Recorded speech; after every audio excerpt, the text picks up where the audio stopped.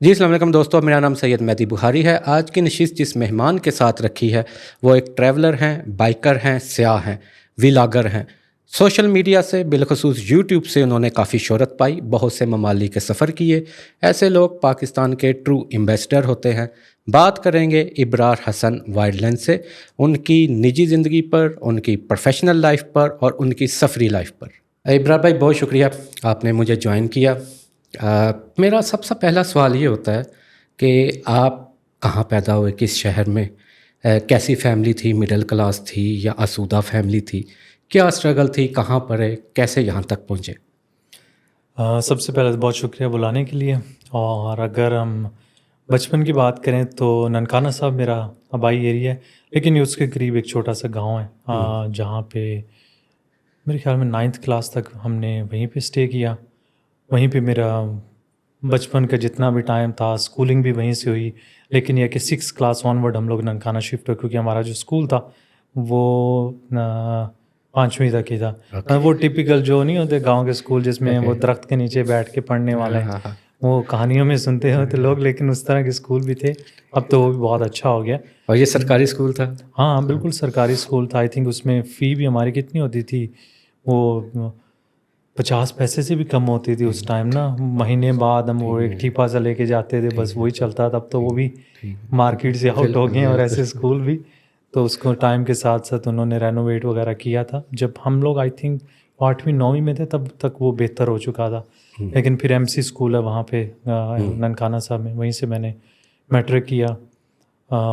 FSC भी वहीं से हुई, ननकाना साहब से, गुरु नानक डिग्री कॉलेज से। तो उसके बाद फिर इस्लामाबाद चले गए, वहाँ पे मैंने बैचलर्स किया था। और बैचलर्स मैंने किया था एरोस्पेस इंजीनियरिंग में। बस फिर उस टाइम से लेके फिर कभी वापस मुस्तकिल तौर पे ननकाना साहब नहीं गया। नहीं गए। तो जर्मनी का कैसे आपका इरादा हुआ, स्टडी के लिए जाने का क्या प्लान था, कैसे जाना देखिए, हुआ? हम जिस एरिए से हैं वहाँ पे आपने ये देखना होता है कि स्पेशली इवन के यूनिवर्सिटी का भी कोई प्लान ऐसा नहीं था कि मैंने एरोस्पेस इंजीनियरिंग करनी थी ना। मुझे पता था, ओके। ना मेरे वालिद साहब को पता था। मैं यहाँ पे पंजाब यूनिवर्सिटी में एंट्री टेस्ट की तैयारी वगैरह कर रहा था। सब लोग आते हैं UT की तैयारी करने के लिए उन दिनों। तो UT टेक्सला में मेरा हुआ था, मैकेनिकल इंजीनियरिंग में। अच्छा। तो वो फ़ीस जमा करवाने गए थे, तो रास्ते में अब्बा जी ने कहा, ये मैंने बताया मैंने कि एक और यूनिवर्सिटी में मेरा एडमिशन हुआ है। तो जब वहाँ गए, ये यूनिवर्सिटी बड़ी खूबसूरत बनी थी, पौधे शौधे लगे हुए, AC, फुल एयर कंडीशन, बहुत अच्छे अच्छे हॉस्टल्स। आई थिंक उस टाइम का जो हॉस्टल था, जो हमें वो लग्जरी वहाँ पे मिली थी, by far the best experience. मतलब हमारे पास एक रूम होता था, 2 लड़के, अपना एक बेड है, एक उसका बेड है, साथ अटैच वॉशरूम है, अलमारी है, टेबल वगैरह मिले हुए हैं। फिर हमें एक बटलर मिला होता था जो हमारे हर हफ्ते कपड़े लेके जाता था, इस्त्री करके लेके देता था, रख के जाता था, वॉशरूम रोज़ वो साफ़ करता था। ये आप UET टेक्सला की बात नहीं, कर? ये मैं कर रहा हूँ इंस्टीट्यूट ऑफ स्पेस टेक्नोलॉजी को, क्योंकि इस्लामाबाद की? हाँ, जब हमें वो चीज़ पसंद आई ना, मैं वो सब देख के, तो मेरे अब्बा जी ने कहा सारे ही पढ़ लेंदे, तुम इतने पढ़ ले, कोई फ़र्क नहीं बनता। ना मुझे पता था ना उनको पता था कि एरोस्पेस इंजीनियरिंग क्या होती। अच्छा। बस इस बेस पे मैंने एडमिशन ले लिया था। लेकिन वो बहुत अच्छा एक्सपीरियंस रहा। अच्छा, और डिग्री और पास कर गए आप? हाँ, डिग्री पास करके सब कुछ करके फिर मैंने जॉब भी की थी। जॉब मुझे शौक़ था ये गवर्नमेंट सेक्टर्स में, जिस तरह सुपारको है या नेस्कॉम के इदारे हैं, लेकिन मुझे वहाँ पे नहीं मिली थी जॉब। तो उसी दौरान फिर मैंने अप्लाई करना शुरू कर दिया बाहर के लिए। UK, US, ये वो कंट्रीज़ में तो बहुत फ़ी थी। UK में मेरा स्कॉटलैंड में एडमिशन हुआ था, मुझे याद है। मोस्टली लोगों का हो जाता है, क्योंकि वहाँ पे फ़ी मेन मैटर करती है अगर आपके पास है तो। वो मेरे पेरेंट्स के पास नहीं थी। और साथ मैंने जर्मनी में भी कर दिया था, 5-6 यूनिवर्सिटीज़ में, वहाँ पे हुआ तो वहाँ चले गए, फ्री ऑफ कॉस्ट था। और जर्मनी में एजुकेशन जर्मनी फ्री में, है? और दूसरी ये थी कि एक और जर्मनी को चूज़ करने की मेन रीज़न थी क्योंकि बहुत बड़ी ऑटोमोटिव सेक्टर की मार्केट है वहाँ पे, मैकेनिकल में। तो जॉब मिलने के ज़्यादा चांसेस हैं। तो आपने वहाँ पे जॉब की उस शोबे में? मैंने की है। मैंने 2008 में मैं जब वहाँ पे गया था, तो उसके बाद मैंने पहले 6 महीने जर्मन सीखी। उसके बाद फिर मैंने यूनिवर्सिटी ज्वाइन करके 2 साल में अपनी एजुकेशन पूरी कर ली। मुझे याद है अक्टूबर 2000 2010 में मेरी ख़त्म हुई थी ओके। और अक्टूबर या नवंबर 2010 में, और एग्जैक्टली मैंने 1 महीने के अंदर अंदर जॉब स्टार्ट कर दी थी। तो दिसंबर 2010 से लेके 2023 तक मैंने ऑटोमोटिव सेक्टर में जॉब की डिफरेंट कंपनीज़ में। ये कब डिसीजन लिया कि जॉब बहुत हो गई, इसको छोड़ें और कुछ करें, ट्रैवलिंग रिलेटेड कुछ करें? ये प्लान करके आप आए थे कि मैं यही करूँगा, या वक्त के साथ साथ रास्ता बना और शोहरत मिलती गई तो इस तरफ आ गए? देखिए, ये प्लान कभी भी नहीं था। हाँ, ये ज़रूर था कि ट्रैवल मेरी बहुत थी, पहले भी बहुत थी। 2010 में जब जॉब लगी, पैसे आना शुरू हो गए, तो उसके बाद मैं हर साल 1 महीने 2 महीने के लिए ज़रूर ट्रैवल करता। 6 हफ्ते की वैसे छुट्टियाँ होती थी, और जी मेरी कंपनी में हमेशा से ये था, मोस्टली लोग समर में वहाँ पे छुट्टियाँ लेते हैं जिनके बच्चे होते हैं। तो मैं समर में अगर मैंने लेनी होती थी तो 1 महीने की लेता था। अदरवाइज़ मैं हर साल 1.5 साल बाद जो है वो अपने कुलीग से इस तरह का सेटअप बना के दिसंबर जैन 2 महीने ले लेता था। तो वो मैंने तब बहुत सारे मुल्कों में ट्रैवल किया, 2 महीने 3 महीने। फिर ये होता था कि 2-3 साल अगर जॉब की है, पैसे जमा हुए, जॉब छोड़ दी और ट्रैवल किया। जब पैसे ख़त्म हो गए तो वापस आ गए। इस तरह भी मैंने 2 जॉब्स इसी तरह छोड़ी थी। लेकिन ये था कि शायद वो रेपुटेशन अच्छी थी कंपनी में, या उनको भी बंदों की ज़रूरत थी, तो मैसेज कर देता था बॉस को कि मैं आ रहा हूँ, अगर आप लोगों के पास रखना है तो रख लें। अच्छा, तो मोस्टली वहीं पे और भी ये जाते थे। इंजीनियरिंग रिलेटेड ही जॉब्स थी सर? हाँ, मेरी सारी इसी ऑटोमोटिव सेक्टर में जॉब रही हैं। तो ये डिसीजन कब लिया कि बस जॉब छोड़ें और ट्रैवलिंग ही करें फुल टाइम? ये डिसीजन 2022, 23, 24 में लेना शुरू कर दिया था। देखें, जब मैंने पहली वीडियो बनाना शुरू की थी ना, मैं कैमरा यूज़ करना आता था, तस्वीरें मैं खींचता था, लेकिन मुझे कभी ये इंटरेस्ट नहीं रहा था कि मैं इतना इसमें ब्लॉगिंग करूँगा, ये सारे कुछ। 2018-19 में आई थिंक मैंने, शायद मुझे लगता है 19 में मैंने पहली वीडियो पोस्ट की थी, 6 जनवरी 2019 में। तो 18 में मेरे कुछ दोस्त थे, मुझे कहते थे, क्योंकि मैं इस तरह की यूनिक लोकेशन पे जाके कैंपिंग करता था, हाइकिंग का शौक़ था, तो उनको होता था कि अच्छा वो इंस्टाग्राम से अच्छा आप वीडियो बनाने का शुरू करो। फिर मैंने वीडियो देखना शुरू की लोगों की कि कैसे बनाते हैं। 5-6 महीने देखा, फिर बनाई भी। उन्हीं दोस्तों को भेजता था कि अच्छा बोलना सीख हो गया कि नहीं हुआ। शुरू में इंग्लिश में बना रहा था, फिर मैंने चेंज करके उर्दू में कर दिया। तो पहली वीडियो जब मैंने पोस्ट की, इरादा यही था कि इसको मैं फुल टाइम लेके जाऊँगा, नहीं तो नहीं करूँगा। क्योंकि मेरा हमेशा से यही रहा है कि अगर काम करना है तो इतनी अच्छी तरह करना है कि उसको आप अपना प्रोफेशन बना सको, अदरवाइज रहने दो, फ़ायदा कोई नहीं आधा काम करने का।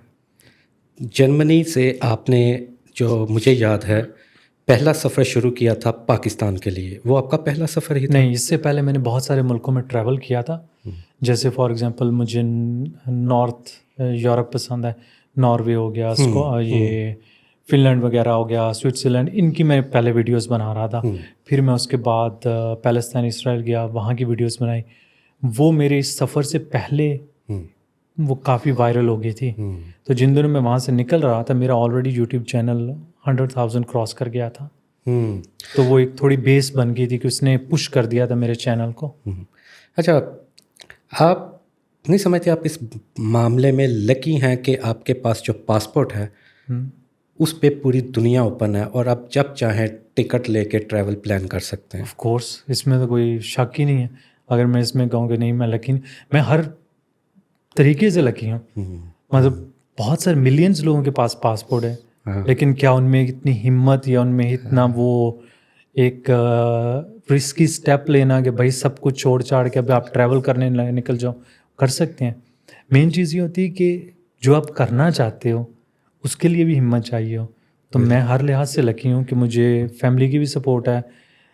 मैं रातों रात बैठ के अगर मैं प्लान बनाऊँ तो अल्हम्दुलिल्लाह आज यूट्यूब मुझे इतना सपोर्ट कर रहा है कि मैं उससे उस मुल्क को जाके देख सकता हूँ, वहाँ से अच्छी वीडियोस बना के आ जाता हूँ। और पासपोर्ट भी ऑफ कोर्स आपको हेल्प करता है। अदरवाइज़ आप देखें, मेरे ख्याल में जर्मनी से पाकिस्तान आना कोई मुश्किल नहीं है।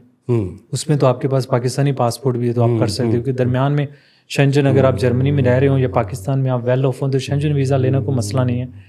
ईरान है, आराम से मिल जाता है। तुर्की है, वो भी आराम से मिल जाता है। मसला जैसे मैं अफ्रीका करके आया, वो मुश्किल है। इंडिया ट्रैवल किया, मिडल ईस्ट मैंने पूरा ट्रैवल किया। अभी अगर मैं किसी और जगह जा रहा हूँ तो पूरा एक वो पासपोर्ट ने पूरी दुनिया ओपन कर रही है। अब मुझे सिर्फ प्लान करना है और ये देखना है कि क्या मुझे उस एरिया में जाने में इंटरेस्ट है कि नहीं है, और अगर इंटरेस्ट है तो मैं चला जाऊँगा। अच्छा, ये कैलकुलेटिव रिस्क लिया था अपने हालात देख के कि मेरे पास इतनी सेविंग है, अगर मैं ट्रैवलिंग से ना कमा सका तो 1 साल या 1.5 साल तक मेरी फैमिली सर्वाइव कर सकती है, या वैसे ही बेखतर कूद पर आतिशी देखें, जो नमरूद? मैंने पहला ट्रैवल किया था जर्मनी से पाकिस्तान, उसमें ये नहीं था कि मैंने पैसे कमाने हैं। हम्म, उसमें ये था कि मैंने यूट्यूब के लिए वीडियोस बनानी है और मैंने ट्रैवल करना है। तो मैंने शुरू में, आई थिंक मुझे याद है कि जब मैं मॉन्टीनेग्रो में पहुंचा था, मैंने 5 या 6 वीडियोस उस ट्रैवल की बनाई थी। तो वहाँ पे वो इतना हेक्टिक हो जाता है वीडियोस को एडिट करना, वो सारा रात को डाटा कॉपी करना। मुझे अच्छी तरह याद है कि मैंने वहाँ पे थोड़ा सा वॉक के लिए निकला। मैंने कहा कि या तो यूट्यूब है या फिर ट्रैवल है। यूट्यूब की वीडियोस देखे ना देखे लोगों को, लेकिन बाद में मुझे ये रिग्रेट नहीं होना चाहिए कि मुझे अल्लाह ने एक मौका दिया और मैंने उसको गवा दिया, इस सोच में कि यार मेरा यूट्यूब चल जाएगा। तो तब से लेके फिर जब मैं पाकिस्तान पहुंचा, मैंने पाकिस्तान का नॉर्थ पूरा एक्सप्लोर किया। मैंने एक वीडियो भी एडिट नहीं की। मैंने इसको मैं अच्छी तरह एंजॉय करूँगा, चलता है यूट्यूब चले, नहीं चलता ना चले। और वो जो पैसे थे वो मैंने इस टूर के लिए जमा किए थे, तो मैंने खर्च किया, आराम से वापस गया हूँ। कोविड का टाइम था, होम ऑफिस था, वीडियोस एडिट करता गया, लोग देखते गए। तब कोविड के बाद मेरा चैनल इतना हो गया। उससे पहले तो 20, 25, $50 जब वीडियो नहीं डाल रहा, शायद $5-10 आ गए जो पैलेस्टाइन इसराइल की वीडियोस चल रही थी। मतलब इनकम तो नहीं थी, लेकिन मुझे पता था कि अच्छा ये मेरे पास मेरा बजट है, इसमें मैंने जाना है, वापस आके जॉब करनी है। ये नहीं था कि मैं वापस आके जॉब छोड़ के वो कर दूंगा। अच्छा, ये ट्रैवलिंग इंस्टिंक्ट बहुत कम लोगों में होती है। मैंने देखा है कि बहुत वेल सेटल लोगों में भी ये ख्वाहिश ही नहीं होती कि वो दुनिया देखें या घूमें। ये कैसे पैदा हुई? मतलब बचपन का कोई इसके पीछे वाक़या है, या शुरू से लगता था कि मैं नेचर के ज़्यादा करीब हूँ? इस तरफ आना कैसे हुआ? देखिए, मैं अभी भी घर जब जाता हूँ ना, तो जब भी मेरे पास टाइम होता है तो मैं यूट्यूब पे भी यही देख रहा होता हूँ। ऑफिस में भी मेरे पास फ्री टाइम होता था। अगर फॉर एग्जांपल ऑफिस में ये होता था कि बॉस को काम देता, वो काम ख़त्म कर दिया ना, तो वो मेरी स्क्रीन देख रहा होता। मैं स्क्रीन पे दुनिया जहान खोल के बैठा होता था। अच्छा, यहाँ से इधर जाना है, यहाँ से इधर जाना है। तो ये जो सारे टूर प्लान है, हो सकता है कि मैंने 5-6 साल पहले ही प्लान किए होते थे। तब ये नहीं होता था कि मैंने कभी चले जाना है। लोगों की वीडियोस देख रहा होना, तो लोगों के ब्लॉग पढ़ रहे होना, किसी के इंस्टाग्राम पे अच्छी तस्वीर सामने आ जाना, फिर उस एरिए को देखना, रिसर्च करना, घर में भी बैठ के यही देखना। तो डॉक्यूमेंट्रीज देखने का हमेशा से शौक था। फिर जब यूट्यूब आया तो डॉक्यूमेंट्रीज, क्योंकि आपको पता है कि वेल प्लान्ड होती हैं, वो अगर कैमरा वर्क बहुत अच्छा हो तो आप देख लेते हैं। ठीक है। लेकिन जो ये अनप्लान्ड रॉ सी हर ट्रैवलर की अपनी है ना कहानी होती है, उसके साथ हम एक अटैचमेंट होती है, वो उसका अपना ही मज़ा है। तो यूट्यूब ने एक वो दुनिया खोली। उसके बाद फिर ट्रैवल आप कह सकते हैं कि 2008 से स्टार्ट था। 8 से 10 तक जितने पैसे होते थे वो यूरोप के लिए होते थे। सही। फिर उसके बाद जो कमाना था उसमें फिर इतना हो जाता था कि यूरोप से बाहर भी ट्रैवल करता रहा हूँ। और हमेशा से सिर्फ एक ही ख्वाहिश रही है, जिस दिन जितनी भी उम्र रखी लिखी हुई है अल्लाह ताला ने, अगर मैं उसको इंजॉय कर गया, किसी को कोई दुख, ये नहीं कि होता है कि बंदा मर जाए कहते कि सही अब मैं अल्फाज नहीं ऐसे इस्तेमाल करूँगा कि किस तरह का बंदा था। तो ये एटलीस्ट लोग अच्छे अल्फाज में याद करें आपको, और जहाँ पे आप किसी की हेल्प कर सकते हैं वो कर दें। और अब जब मैं वीडियोस बनाता हूँ, मुझे बहुत अच्छे अच्छे मैसेजेस आते हैं ऑल अराउंड द वर्ल्ड। बहुत सारे ऐसे लोग हैं जो मेरे ब्लॉग्स के थ्रू दुनिया देखते हैं और उनकी दुआएं मिलती हैं। तो किसी हद तक मैं अपने आप को इस फील्ड में भी बड़ा लकी समझता हूँ, क्योंकि वीडियोस बहुत बना रहे हैं और हर बंदा उनके साथ अटैचमेंट नहीं दिखा सकता। तो लोगों ने मेरे साथ ही क्यों दिखाई, ये ऊपर वाले की करम नवाज़ी है। बिल्कुल। अच्छा, वीडियो बनाना, रिकॉर्ड करना, ये बाकायदा सीखा था कि ऐसे ही शुरू किया ऑटो मोड पे रख के बस जो आएगा देखी जाएगी, बाद में मैं एडिट में देख लूँगा इसको? नहीं, मुझे वीडियो एक्चुअली पिक्चर्स मुझे खींचनी आती थी। वो एक इंस्टाग्राम पे पहले ही लोगों की देखने के जितना भी मैंने सीखा है ना, वो दूसरे लोगों से सीखा है। जैसे फॉर एग्जांपल मैं आपको देख रहा हूँ, मेरे सामने कोई पिक्चर आई तो मुझे बहुत अच्छी लगी। मैंने फिर जाके उस तरह देखा कि इसने किस तरह लिया। अगर कोई यूट्यूब पे ट्यूटोरियल पढ़ा है इस तरह, तो इसी तरह वीडियोस पे भी। तो शुरू वाली वीडियोस हो सकता है कि 10 लोगों की कॉपी हो मेरी वीडियोस, क्योंकि आप इंस्पायर होते हैं एक दूसरे बंदे से। टाइम के साथ साथ आपका अपना एक स्टाइल बन जाता है। तो वो भी यही था कि मैं लोगों की वीडियोस देखता था, फिर देखता था कि उनका प्रोसेस क्या है, उसको फॉलो करता था। तो शुरू में आप उस तरह उसको मास्टर नहीं कर पाते, लेकिन टाइम के साथ साथ आपको आइडिया हो जाता है कि आपने अपनी ऑडियंस को क्या दिखाना है। कैमरा वर्क सेकेंडरी चीज़ है। You as a human being I think सबसे इम्पोर्टेंट चीज़ है। सबसे इम्पोर्टेंट। आपका कैमरा वर्क जितना भी अच्छा है, अगर लोग आपसे कनेक्ट नहीं कर पा रहे हैं बिल्कुल ठीक है। तो वो कहीं हद तक लगता है। अब मुझे अक्सर बड़ी बड़ी चेन्स होटल की आगे कहती हैं आप हमारे पास स्टे करें, लेकिन मुझे ये लगता है कि लोग जिस अबरार को देखना चाहते हैं वो उस तरह की लग्जरी लाइफ के लिए नहीं है। और मैं खुद भी अनकंफर्टेबल फील करता हूँ, क्योंकि अगर मैं सारा दिन बाइक पे ट्रैवल करके आया हूँ तो 5 स्टार में और उस तरह में रहने में मैं खुद अनकंफर्टेबल हूँ। और जब मैं अपनी ऑडियंस को दिखाऊंगा तो दे फील डिस्कनेक्टेड कि ये वो वाला अबरार नहीं है। इसलिए मैं कभी इस तरह की स्पॉन्सरशिप नहीं लेता जिसमें वो कहेंगे अच्छा जी आज हम आपको फ्री में यहाँ पे नाइट स्टे करेंगे, बहुत कंफर्ट में आप गुजार सकते हैं। लेकिन मेरी कोशिश यही होती है कि लोग जिस तरह पहली वीडियो देखी थी आज भी वो उस तरह से कनेक्टेड हों। ऑफ कोर्स ये पॉसिबल नहीं होता, क्योंकि हर इंसान टाइम के साथ चेंज ज़रूर होता है। बिल्कुल होता है। कुछ कभी वो पॉजिटिव चेंज होती है और कभी वो जाने अनजाने में इस तरह की भी चेंज होती है जिससे लोगों को आई थिंक वो डिस्कनेक्ट वो कनेक्शन जो है वो फील होता है। अच्छा, ये जो मेरा अपना मुशाहिदा ये है या मुझे ये लगता है कि जितने भी फ़नकार होते हैं, आर्टिस्ट मिजाज लोग होते हैं, ट्रैवलर, माउंटेनियर, फोटोग्राफ़र, वीडियोग्राफ़र, ये ज़रा इंट्रोवर्ट टाइप होते हैं या ये मुझे लगता है क्योंकि मैं हूँ इंट्रोवर्ट। आपको क्या लगता है, आप इंट्रोवर्ट हैं और आपको एक्सट्रोवर्ट होना पड़ता है लोगों से कनेक्ट करने के लिए, कि यहाँ आप हैं एक्सट्रोवर्ट, लोगों से मिलना जुलना गपशप करना अच्छा लगता है? देखें, सबसे मुश्किल काम ना मेरी फील्ड में जो मुझे लगता है वो है मीटअप्स करना और लोगों से मिलना। क्योंकि लोग ना आपके लिए बहुत प्यार मोहब्बत लेके आते हैं, बड़ी दूर दूर से आते हैं। ये मैंने दुनिया में जिस जगह पे गया हूँ वहाँ पे ये फील किया है।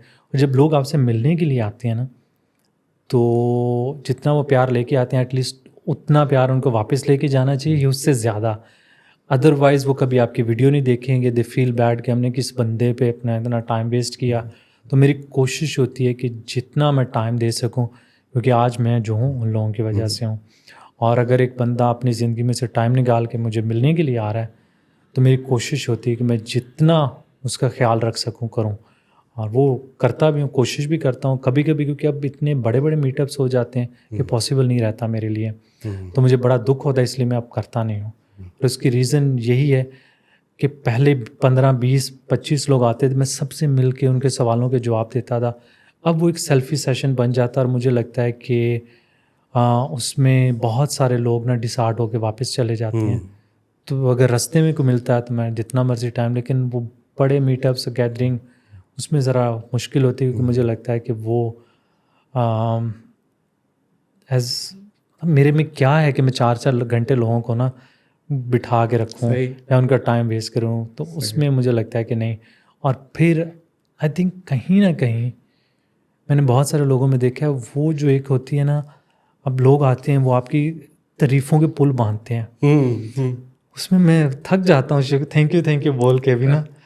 तो पहले ही होता था कि लोग आपके 10, 15, 20 लोग आके आपसे सवाल पूछते हैं, जवाब दे, उस तरह के मीटअप में मज़ा आता है। बिल्कुल। बहुत सारी ऐसी चीज़ें होती हैं जो हम वीडियो में नहीं बताते, लोग पूछना चाहते हैं लेकिन अब वो मुमकिन नहीं रहा।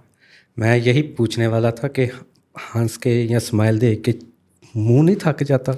नहीं, उसमें मैं यही बताया कि ये एक ब्लेसिंग है। जिस दिन आपने पब्लिकली कोई काम कर रहे होते हो उस दिन आपको पता होना चाहिए कि अब पब्लिक आपके पास आएगी। बिल्कुल सही। ठीक है, देखें कॉन्सिक्वेंसेस आपको पहले दिन से पता होना चाहिए। अगर आपको ये चीज़ अच्छी नहीं लगी थी तो मत करें। फिर इस तरह यूट्यूब पे और भी बहुत सारे चैनल्स हैं जहाँ पे आप अपना चेहरा नहीं दिखा रहे होते, बैक एंड पे सब कुछ कर रहे होते हैं, और यह आपका काम इतना बुरा है कि आपको मुंह अपना छुपाना पड़े। तो अल्लाह का शुक्र है कि मुझे उससे भी कोई नहीं है। और अगर कोई आ रहा है तो मैं नहीं कहता, मैं अभी भी बाजार में, ये नहीं, कुछ लोग दोस्त वगैरह जिनसे यूट्यूबर से मिले वो मास्क वगैरह पहन लेते, मैं नहीं पहनता यार। मैंने कहा कि लोग आए क्यों नहीं, उनके लिए तो काम कर रहे हैं। अगर वो लोग आके खुशी से आपसे मिलते हैं तो मिलना चाहिए। अच्छा ब्रदर, मैंने देखा है बहुत सारा कंटेंट ऐसा प्रोड्यूस होता है जिसमें प्रोड्यूसर को पता ही नहीं होता क्या बोलना है, कितना बोलना है, उसकी कोई सेंस बन रही है, कुछ सर पाँव है, बेतुका लोग बोल रहे होते हैं। ये कहाँ से सीखा था कि इतना बोलना है, इससे ज़्यादा नहीं बोलना, इतना पब्लिक में जाना चाहिए और मुझे अपना लहजा भी ठीक करना है, प्रॉपर बोलना है, सीखा था, मेहनत की थी कि देखें, ये टाइम के साथ साथ हर बंदा सीखता और इम्प्रूवमेंट लेके आता है। दूसरी चीज़ ये कि जब मैं दूसरे लोगों का कंटेंट देख रहा होता हूँ ना, तो उसमें एक तो एज ए व्यूअर देख रहा होता हूँ, और दूसरा मैं देख रहा होता हूँ कि उसके व्यूअर्स उसको पसंद कर रहे हैं या कोई ऐसी बात कर रहे हैं, और तीसरी चीज़ ये होती है कि एज ए कंटेंट क्रिएटर मुझे उसमें से क्या चीज़ अच्छी लगी है। अब जब मैंने पहली वीडियो बनाई थी तो लोग मुझे कहते थे कि यार हिस्ट्री कल्चर ये चीज़ें ना हमारे लोगों को पसंद नहीं है, बोरिंग है। बिल्कुल ठीक है। ठीक है, तो मुझे कहते थे ये मत कर, इसमें ना शुगर लेके आओ, ये करो वो करो। मैंने कहा यार मैं जब ट्रैवल करता हूँ तो ये चीज़ें मुझे फैसिनेट करती हैं हर कल्चर में, तो मैं इसी तरह करूँगा। अब जो मैं काम कर रहा होता हूँ ना, ये बड़ा टफ होता है। 12, 14, 16 घंटे, लिटरली कभी ऐसे भी दिन आए हैं 20-20 घंटे मैंने ट्रैवल किया है, और जब कैमरे के सामने आते हैं तो अपनी खुशी से बताना होता है। अक्सर आप थके होते हैं, लेकिन जो लोग वीडियो देख रहे हैं वो सेम ऐसे हैं जैसे लोग आप सिनेमा में जाएं। आपको इस चीज़ से क्या फ़र्क पड़ता है कि उस डायरेक्टर या प्रोड्यूसर ने कितनी मेहनत किया, कितना बजट उसने लगाया। आपको उस चीज़ से गर्ज है कि वो जो आपने पैसे दिए हैं और जो आप 1-1.5 घंटा वो देख रहे हैं, वो आपको कितना इंटरटेन करता है, कितना अच्छी चीज़ बताता है। तीसरी चीज़ ये कि ये ट्रैवल लोगों का ख्वाब है। इसमें अगर आप कीड़े निकालेंगे, हर जगह पे रोना शुरू कर देंगे, यार ये बड़ा टफ है, मेरे से नहीं होता, खाने अच्छे नहीं हैं, लोग अच्छे नहीं हैं, मैं किस मुसीबत में फंस गया हूँ।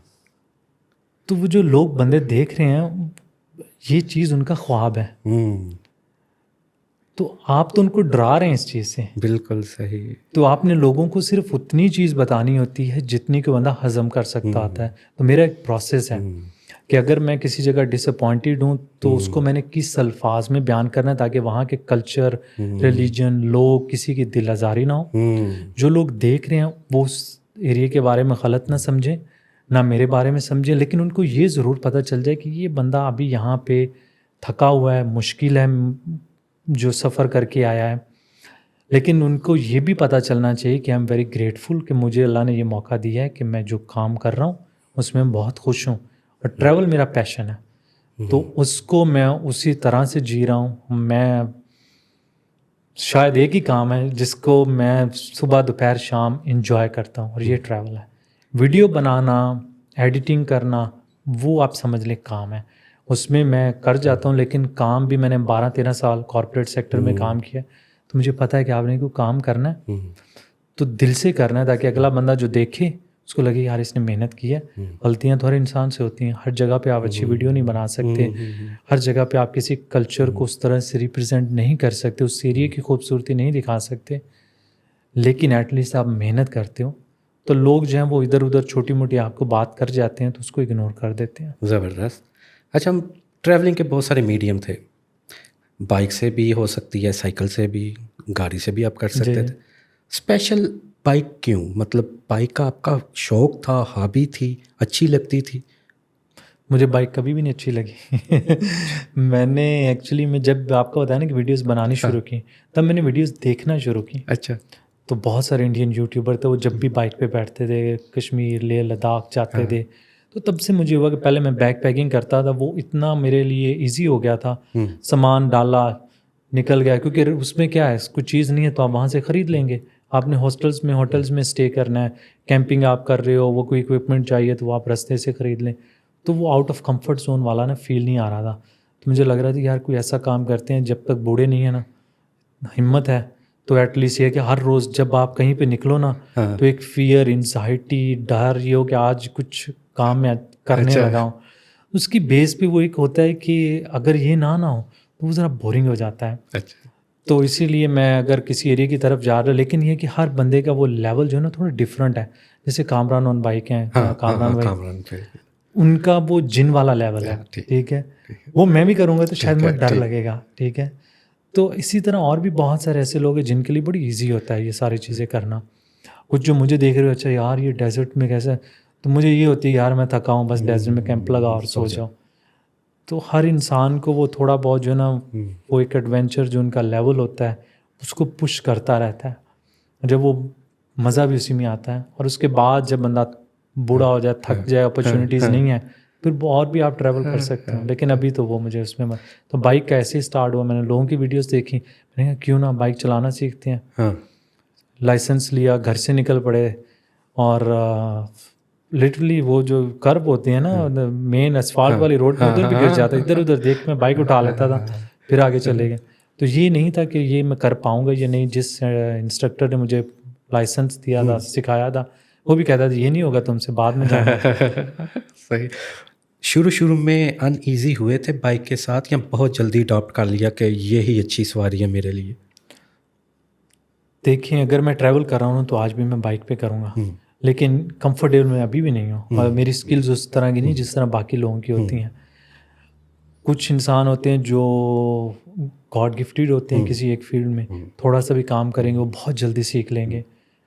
मुझे लगता है कि मैं बाइक में, या शायद मेरी भी उन जैसी स्किल होगी, मैं गुजारा कर जाता हूँ। लेकिन अभी भी बाइक की नो हाउ मुझे इतनी नहीं है। कोई आगे लोग पूछे ये कितने सिलेंडर है, ये है वो है, यार मुझे नहीं पता कौन सी बाइक लें। मतलब मैंने चलाई ये बाइक है, मैं आपको कैसे कह दूँ कि आप वो बाइक ले लेने, नहीं अबरार भी आप बताएं। यार मुझे नहीं पता, मैं बैठा नहीं हूँ, चलाई नहीं है वो बाइक, तो मेरा नॉलेज इसमें बिल्कुल भी नहीं है। इसलिए मैं लोगों को बताते नहीं कि ये मेरी एक बाइक है, इसी को मैं चला रहा हूँ, इसी पे मैं कंफर्टेबल हूँ। मेरे लिए बाइक सिर्फ एक मोड ऑफ ट्रांसपोर्ट है। और अगर वो मुझे एक जगह से दूसरी जगह लेके जा रही है तो उससे ज़्यादा मुझे कुछ नहीं चाहिए। ज़बरदस्त। अच्छा, ट्रैवलिंग में बहुत सारे हादसा पेश आ जाते हैं, चोट लग जाती है, ज़ख्मी हो जाता है, कुछ बुरे एक्सपीरियंस हो जाते हैं। आपकी क्या कोशिश होती है कि अगर मेरे साथ कोई बुरा वाक़या पेश आ गया, उसको मैं ऑडियंस से छुपा लूं, या जाने दूं सनसनी के लिए, वो देखेंगे क्या हुआ? क्या ख्याल चल रहा होता है कि यार ये मेरे साथ बुरा वाक़या हो गया, मैं इसको शो करूं ऑडियंस को या छोड़ दूं इसको? अच्छा, इसमें ना 2-3 चीज़ें हैं। हाँ। शुरू में मैं कुछ चीज़ें छुपा जाता था। अगर किसी ने कोई बदतमीज़ी की है, ठीक है, किसी जगह कोई रोड पे इंसिडेंट हुआ है, ठीक है, बाइक के साथ कोई मसला हुआ है, तो मैं छुपा जाता था उसको ना। मैंने कहा क्या दिखा के इससे ऑडियंस को क्या फ़र्क पड़ता है। लेकिन उससे ये होता है कि लोगों को लगता है कि सब कुछ अच्छा ही है। ज़बरदस्त, बिल्कुल। ये भी चीज़ होनी चाहिए कि देर आर रिस्क। जब आप रोड पे निकलेंगे तो रिस्क हैं सब जो आपको नज़र, क्योंकि बाद मैंने कुछ देखे, कुछ यूके से राइडर्स आए थे, वो मेरी वीडियोस पाकिस्तान की देख के उनको लगा कि हम 3 हफ्तों में पूरा नॉर्थ घूम लेंगे। पहले का झेलम पे एक्सीडेंट हो गया, दूसरे का कश्मीर में हो गया। तो वो जो चीज़ होती है ना, वो वीडियोस में आपको नज़र नहीं आ रही होती कि बैक एंड में कितनी मेहनत होती है, एक्सीडेंट्स भी होते हैं। अगर कैमरा चल रहा हो, कोई एक्सीडेंट हो जाए, फिर उसको एक्सप्लोर किया जाता है। जब वीडियो एडिट कर रहा हूँ कि अब मैं क्या दिखाऊँ इसमें लोगों को, कभी कभी छुपा भी जाता हूँ, कभी मैं दिखा भी देता हूँ।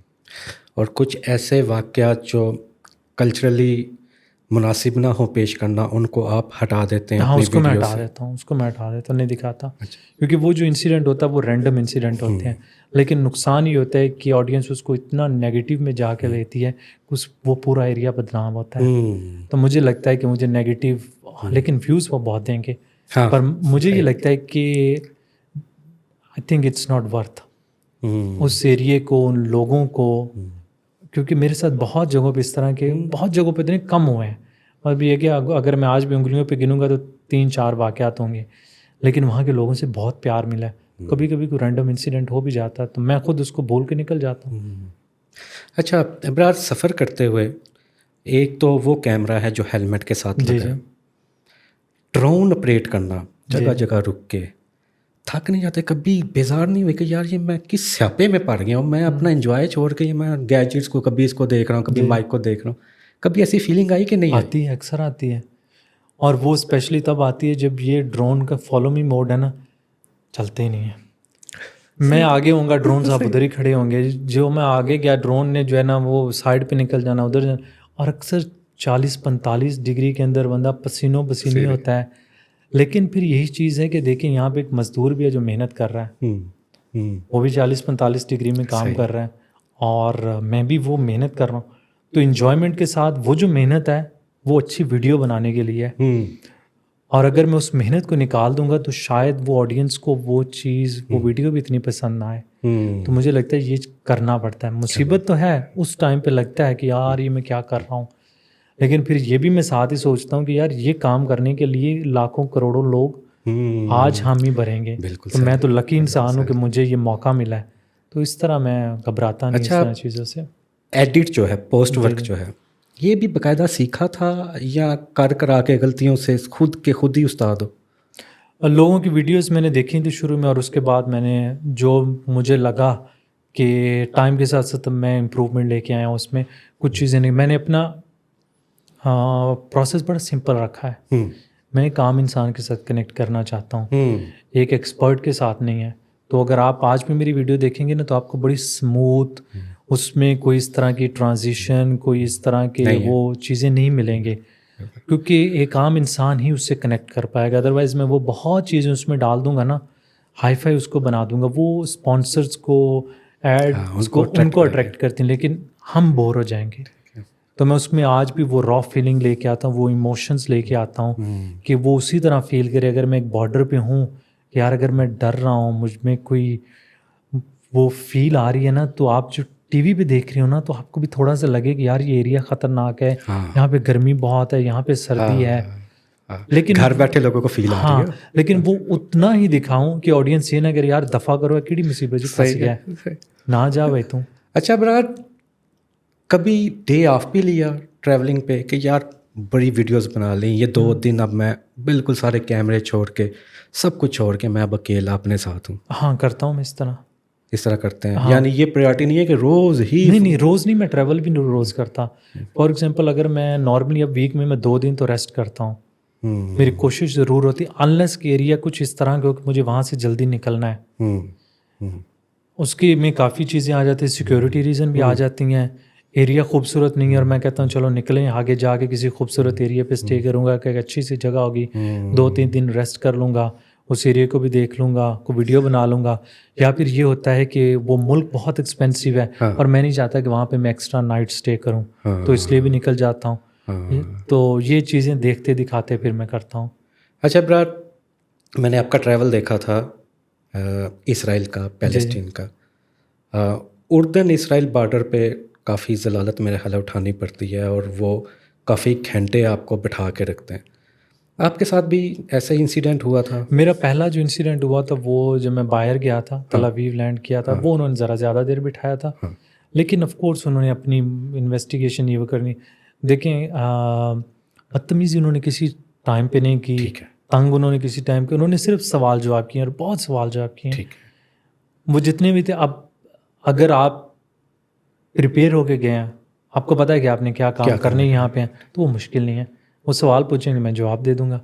जब मैं उर्दन वाली साइड से दूसरी दफ़ा इंटर हुआ था, तो तब वो मेरा पासपोर्ट लेके गई थी, उसके 1 घंटे बाद वो आई थी। आई थिंक 15-20 मिनट, 25 मिनट या 1 घंटा उन्होंने शायद पहले बिठाया होगा, मुझे याद नहीं एग्जैक्टली।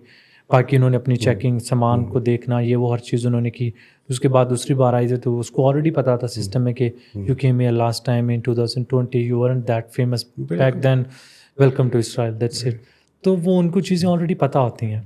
अच्छा, इसराइल की पॉपुलेशन में या लोगों में और दूसरी तरफ यरूशलेम की पॉपुलेशन में कोई डिफरेंस महसूस किया कि दोनों ही वेलकमिंग है? देखिए, आजकल तो यरूशलेम को भी कंट्रोल तो इसराइल कर रहा है ना, तो यरूशलेम में ईस्ट साइड पे आपको ज़्यादा मुस्लिम मिलेंगे, बाकी जो है वो मॉडर्न साइड जो है वहाँ पे मिक्सड हैं। ठीक है, जूस भी मिलेंगे, क्रिश्चियन भी मिलेंगे, लेकिन ईस्ट साइड पे भी बहुत क्रिश्चियन है। आज भी हिस्टोरिकल क्रिश्चियन साइड ज़्यादातर ईस्ट यरूशलेम की साइड पे हैं। तो दे अच्छे बुरे इंसान आपको हर जगह पे मिलेंगे। बहुत सारे लोग जो इसराइलीज़ हैं वो भी अपोज करते हैं कि मतलब जो ईस्टर्न साइड ऑफ पैलेस्टाइन, ये इसकी जेरूसलम की है, या इवन के जो सेटलमेंट्स हैं, आप देख लें तल अवीव में बड़े जलसे जुलूस होते हैं, बहुत लोग इनके ख़िलाफ़ भी हैं, नेतन्याहू के। बहुत सारी एनजीओज काम कर रही हैं पैलेस्टीनियंस का भी। देखें कि लास्ट टाइम मैं जब जर्मनी में ही था, तो मैंने एक स्टोरी सुनी थी जिसमें एक इसराइलियन फिल्म मेकर और पैलेस्टीनियन फिल्म मेकर ने एक फिल्म बनाई थी कि कितनी डिफ़िकल्ट लाइफ है पैलेस्टीनियन की, जिनके दरमियान में सेटलमेंट्स और ये रहते हैं। हालांकि वो दोनों 30 मिनट के फासले पर रहते हैं, वैसे देखा जाए तो जो इसराइलियन है वो उनको विज़िट कर सकता है, वो नहीं आ सकते दूसरे पैलेस्टीनियन। तो दोनों ने मिलकर बनाई। अब उसने जाके यही चीज़ बर्लिन में भी बताई, जब उनको अवार्ड मिला तो दोनों वो गए वहाँ पे, और उसने बताया कि देखें जो सारा हॉलोकॉस्ट और ये सब वाक़यात हुए हैं, ये इसी तरह थे। सेपरेशन ये इसी तरह थी दोनों में दरमियान में, और उसको बाद में इसराइल में बड़ा क्रिटिसाइज़ किया गया। तो अच्छे बुरे लोग मिलेंगे आपको। जो आवाम है, जो इसराइलीज़ हैं, और दूसरी तरफ जो पैलेस्टीनियन है, ये वेलकमिंग हैं, अच्छे हैं, या कहीं आपको कोई मुश्किलात भी फेस करनी पड़ी? देखिए, आप मेरी वीडियोस में जो देख रहे हैं ना, वैसे ही है। अच्छा, ठीक। हो सकता है कि एक दो छोटे मोटे इंसिडेंट, अगर किसी जगह पे किसी ने कोई बात कर दी हो, तो हो सकता है मेरा कैमरा ना चल रहा हो या मैंने उसको ना दिखाया होगा। वेलकमिंग है। देखिए, इसराइल में सारी दुनिया से लोग आए हुए हैं। आपको अरब्स भी मिलेंगे, आपको लैटिन अमेरिका के भी मिलेंगे, आपको द नॉर्थ अफ्रीका से भी लोग आए मिलेंगे। तो हर तरह कल्चर सेम है उनका। वो जो कल्चर आज भी उनका वही कल्चर चल रहा है। एक कौम तो उनको वहाँ पे बना दिया, लेकिन वो मुख्तलिफ कल्चर आपस में रह रहे हैं। तो उसमें भी ये है कि बहुत ज़्यादा मॉडर्न इसराइलियंस को ये जो क्या नाम है इनका, कंजर्वेटिव, आपने जूस के वो देखे होंगे सर पे टोपियां, ऑर्थोडॉक्स, उनको नहीं पसंद, क्योंकि वो घर में बैठे पैसे लेते हैं और वो कहते हैं भाई ये भी काम करें, हम जो टैक्स दे रहे हैं, हम जो पैसे कमा के गवर्नमेंट को दे रहे हैं, ये क्यों नहीं करते। तो अब I think I would not go back. उसकी वजह ये भी है कि कहीं हद तक ऑफ कोर्स अगर मुझे मौका मिलता है तो जेरूसलम मैं ज़रूर जाऊंगा, लेकिन बाकी एरियाज को विज़िट नहीं करूंगा। और काफ़ी हद तक उसकी वजह आई थिंक ये भी है कि आई फेल्ट बैड कि मैंने जहाँ पे जाके उनके बिजनेस को सपोर्ट किया कहीं हद तक। अगर मैं किसी जगह से खाना खाता हूँ, सही ठीक है, तो उस टाइम वो जाने अनजाने में आप कर देते हो। लेकिन वही चीज़ बाद में मैंने एक पैलेस्टीनियन के साथ बैठा हुआ था, उनके घर में जितना भी मेरा ट्रैवल था ना, होटल्स में मैंने स्टे नहीं किया। जेरूसलम में गया, मैंने ईस्ट जेरूसलम में स्टे किया। तल अवीव में गया, वहाँ पे मैंने जाफा में स्टे किया। सब मुस्लिम्स के पास स्टे किया कि मैं उनको सपोर्ट जितना भी कर सकता हूँ। फिर बाकी मेरा सारा स्टे जो था वो पैलेस्टाइन में था। जेरूसलम पैलेस्टाइन में ही आता है, लेकिन सिवाय तल अवीव के उसके अलावा जितनी भी सिटीज़ थी वो सब मुस्लिम्स के पास स्टे, उनकी बेड एंड ब्रेकफास्ट और इस तरह की, ताकि मैं उनकी थोड़ी सी ज़िंदगी के बारे में भी जान सकूं। तो मुझे वो बता रहा था कि देखिए हमारे घर के 30 किलोमीटर दूर ना डेड सी है, लेकिन मैं नहीं जा सकता वहाँ पे, मुझे इजाज़त नहीं है।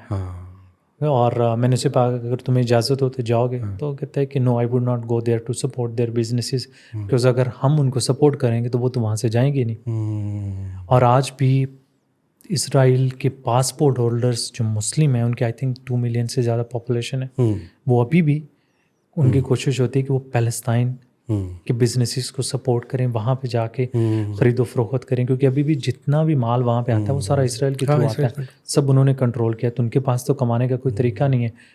अप्रॉक्सीमेटली ओवर 1 मिलियन पीपल जो हैं उस पैलेस्टीनियन, वो जाके काम करते हैं इसराइलियन एरियाज़ में।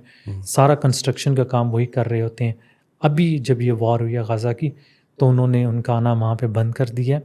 अब वो इंडिया से या और मुल्कों से जो है, वो अफ्रीकन मुल्कों से, मोस्टली इंडिया आई थिंक, वहाँ से जा रहे हैं लोग काम। अच्छा अबरार, मैं पर्सनली अगर सोचूं या पाकिस्तानी, या तो एक ये एक्साइटमेंट होती है कि मैं पहली दफ़ा अगर इसराइल जा रहा हूँ यरूशलेम के लिए, तो मैं बड़ा एक्साइटेड हूँगा कि यार इसराइली कैसे लोग हैं, हमने तो दूर से देखा या जो सुना उनके बारे में, क्या वो वाकई इतने ज़ालिम हैं, जाबर हैं, क्या उनके अंदर ज़ियोनिज़्म वाकई है या उनकी स्टेट इस तरह की है।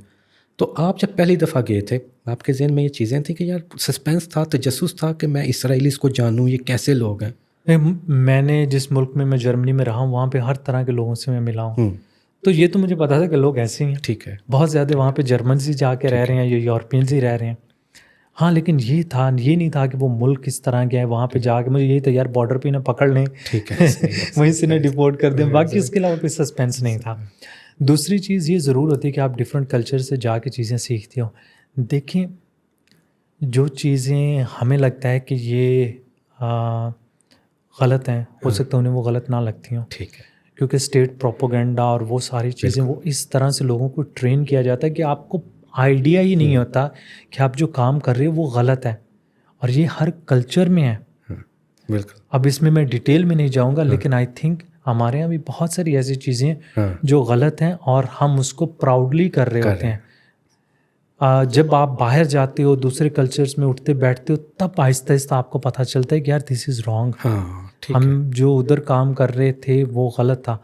तो ट्रैवल का मतलब ये होता है, आप जब ट्रैवल करते हैं आप दूसरे कल्चर से सीखते हो। तो ज़बरदस्त। मुझे ये लगता है कि जब वो वहाँ पे बैठे हुए हैं, उनको नहीं लग रहा कि वो गलत कर रहे हैं, उनको लग रहा है कि वो ठीक कर रहे हैं और वो अपने सर्वाइवल के लिए कर रहे हैं। जिस दिन उनको इस चीज़ का आइडिया होगा ना कि ये सब जो कर रहे हैं हम गलत कर रहे हैं। अब बहुत सारे लोग इस पे मुझे क्रिटिसाइज भी करेंगे कि उनको कैसे पता लग रहा है कि ये गलत कर रहे हैं। जब उन्होंने देखना ही वही चीज़ है जो जहाँ पे उनको कन्विंस किया जा रहा है, उनको स्कूलों में पढ़ाया जा रहा है, उनको हर चीज़ के हम जो कर रहे हैं वो ठीक कर रहे हैं। तो उस चीज़ से जब आप बाहर निकलते हो फिर आपको एहसास होता है। तो मुझे लगता है बहुत सारे लोगों को वहाँ पे ये आइडिया नहीं है और वो ये सोचना भी नहीं चाहते, क्योंकि जब वो सोचेंगे तो फिर वो गलत रहेंगे, तो उनको सोचने का मौका भी नहीं दिया जाता। अच्छा, हमारे पाकिस्तानियों में जो हमारा माइंडसेट जैसे डेवलप होता है, इसराइल के तो मजालिम देख के हम समझते कि वो जाबर रियासत है। भारत के बारे में हमारे पाकिस्तानियों का यही कि भारत हमारा एक हम दुश्मन मुल्क है, क्योंकि हमें पढ़ाया ये गया। अब कि मैं समझता हूँ कि रियासत की रियासत से दुश्मनी हो सकती है, अवाम एक जैसे ही हैं।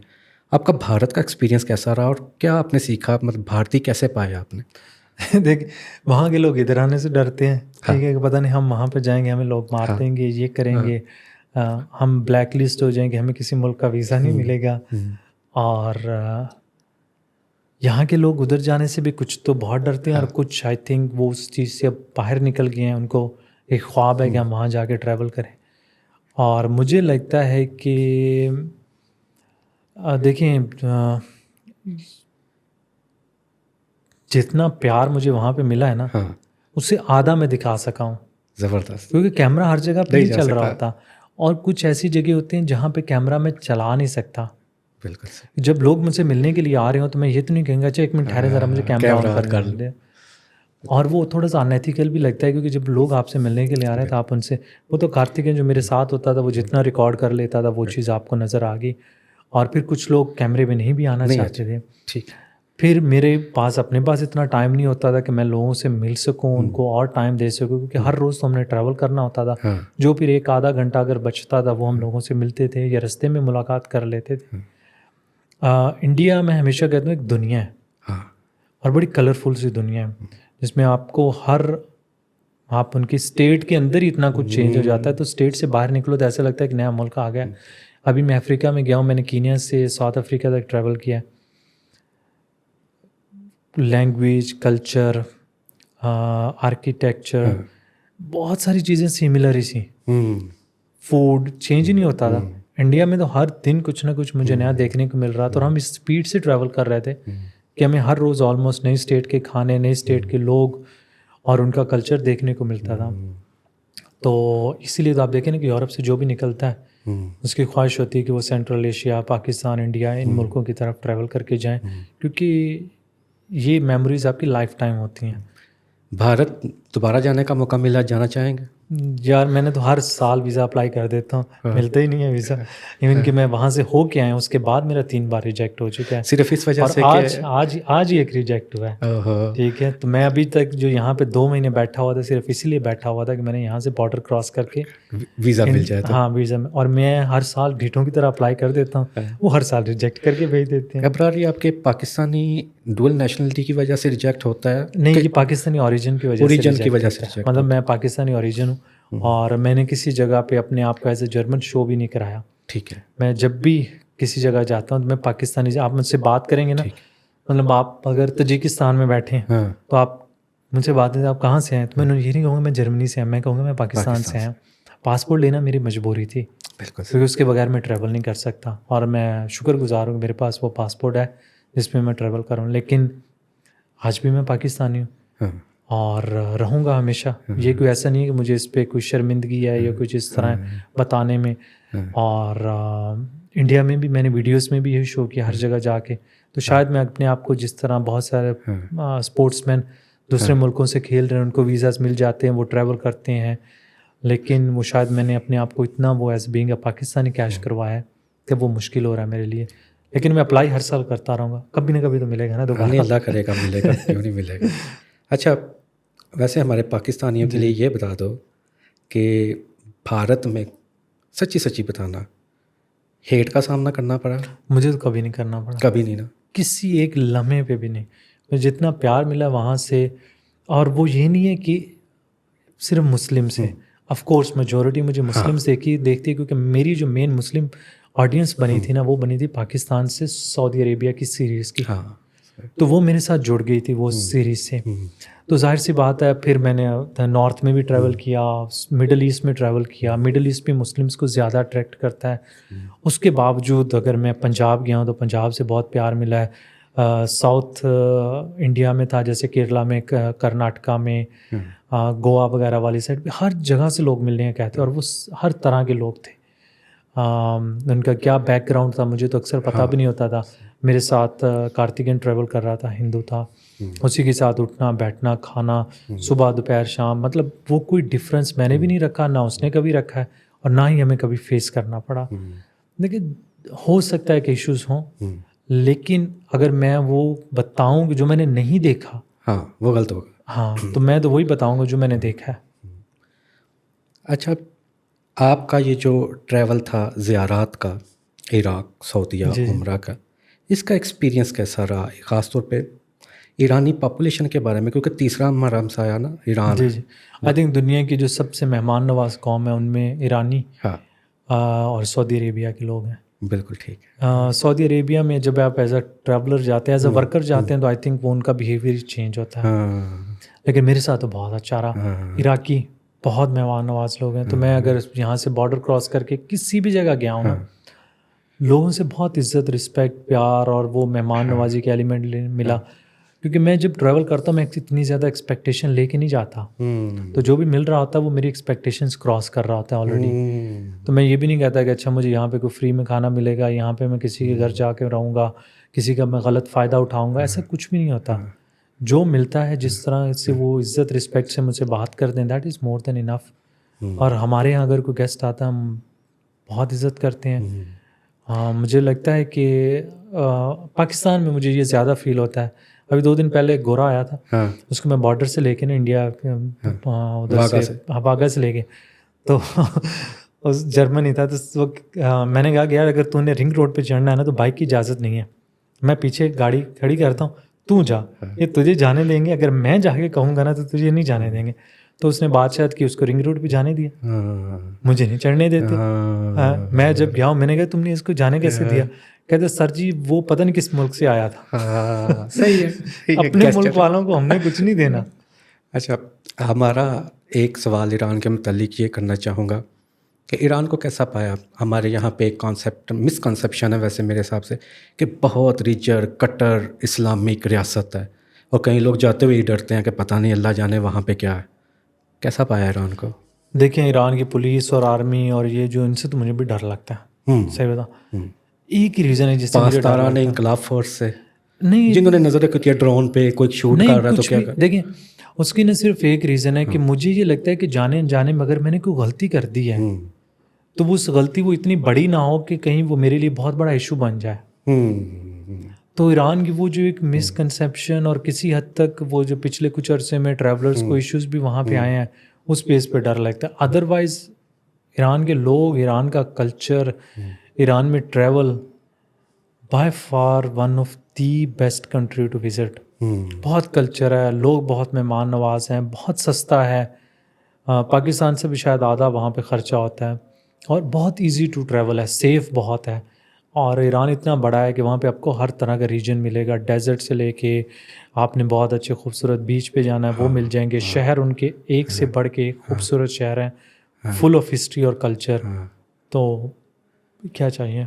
अच्छा, हम लोग या आप लोग जो पाकिस्तान का इमेज प्रमोट करने के लिए काम करते हैं और वतन के साथ मोहब्बत रखते हैं, आपको ऐसा कंटेंट देख के गुस्सा नहीं आता? मेरा तो खून खोलने लग जाता है जब मैं यूट्यूब पे कुछ थंबनेल्स देखता हूँ। पर्थ गुनाहों का अड्डा, मोरक्को जहाँ लड़कियाँ बाज़ारों में खड़ी होती हैं, और ट्रैवलिंग कंटेंट के नाम पे थंबनेल्स दिए हुए, खून नहीं चलता कि यार हम इस मुल्क का इमेज प्रमोट कर रहे हैं, ये अपनी इन हरकतों से हमें डिमोट कर रहे हैं। और जो तुर्की में फिर अब तो तुर्की भी वीज़े रिजेक्ट करने लग गया इन्हीं हरकतों की वजह आप से। देखें कुछ अर्से बाद ईरान भी करेगा। ईरान में तो यूट्यूब बैन है, शायद अगर वो किसी दिन VPN लगा के देख लें कि हमारे लोगों के थंबनेल्स क्या होते हैं। उसकी 2 रीजंस है। देखिए, जब एक एजुकेटेड बंदा किसी जगह जाएगा ना, तो उस कंटेंट को वो अपनी लेवल के हिसाब से बनाएगा। फिर जब वो जिस ऑडियंस के लिए बना रहा होगा ना, उसको बनाते हुए भी शर्मिंदगी होगी कि यार अगर मैं थंबनेल अब मेरा कंटेंट मेरे वालिद साहब भी देख लेंगे, मेरी वालदा भी देख लेंगे, मेरी बीवी बच्चे भी देख, वो क्या देखेंगे, ये क्या दिखा रहा है।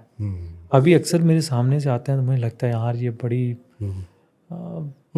खून तो खोलता है, गुस्सा तो आता है, अजीब सा लगता है। और उसमें बहुत एजुकेटेड लोग भी इस तरह के बना रहे होते हैं, क्योंकि हमारे वहाँ को वो देखना भी होता है, मिलियंस में उनके व्यूज़ भी होते हैं। जर्नलिस्ट, लेकिन क्या वो वर्थ हैं? नहीं है ना। अगर वो वर्थ हो तो वो उनका फुल टाइम जॉब है, वो वक्ती तौर पे आपको फ़ायदा देंगे, लेकिन दैट्स इट। आप बाज़ार में अगर किसी को मिल जाएंगे तो उसको बताएंगे मैंने ये वीडियो बनाई है, अच्छा कहेंगे कौन सी दिखाई, बनाओ ज़रा, दिखाओ तो सही। नहीं दिखा सकते, क्या दिखाएंगे, वो इस काबिल ही नहीं होगा।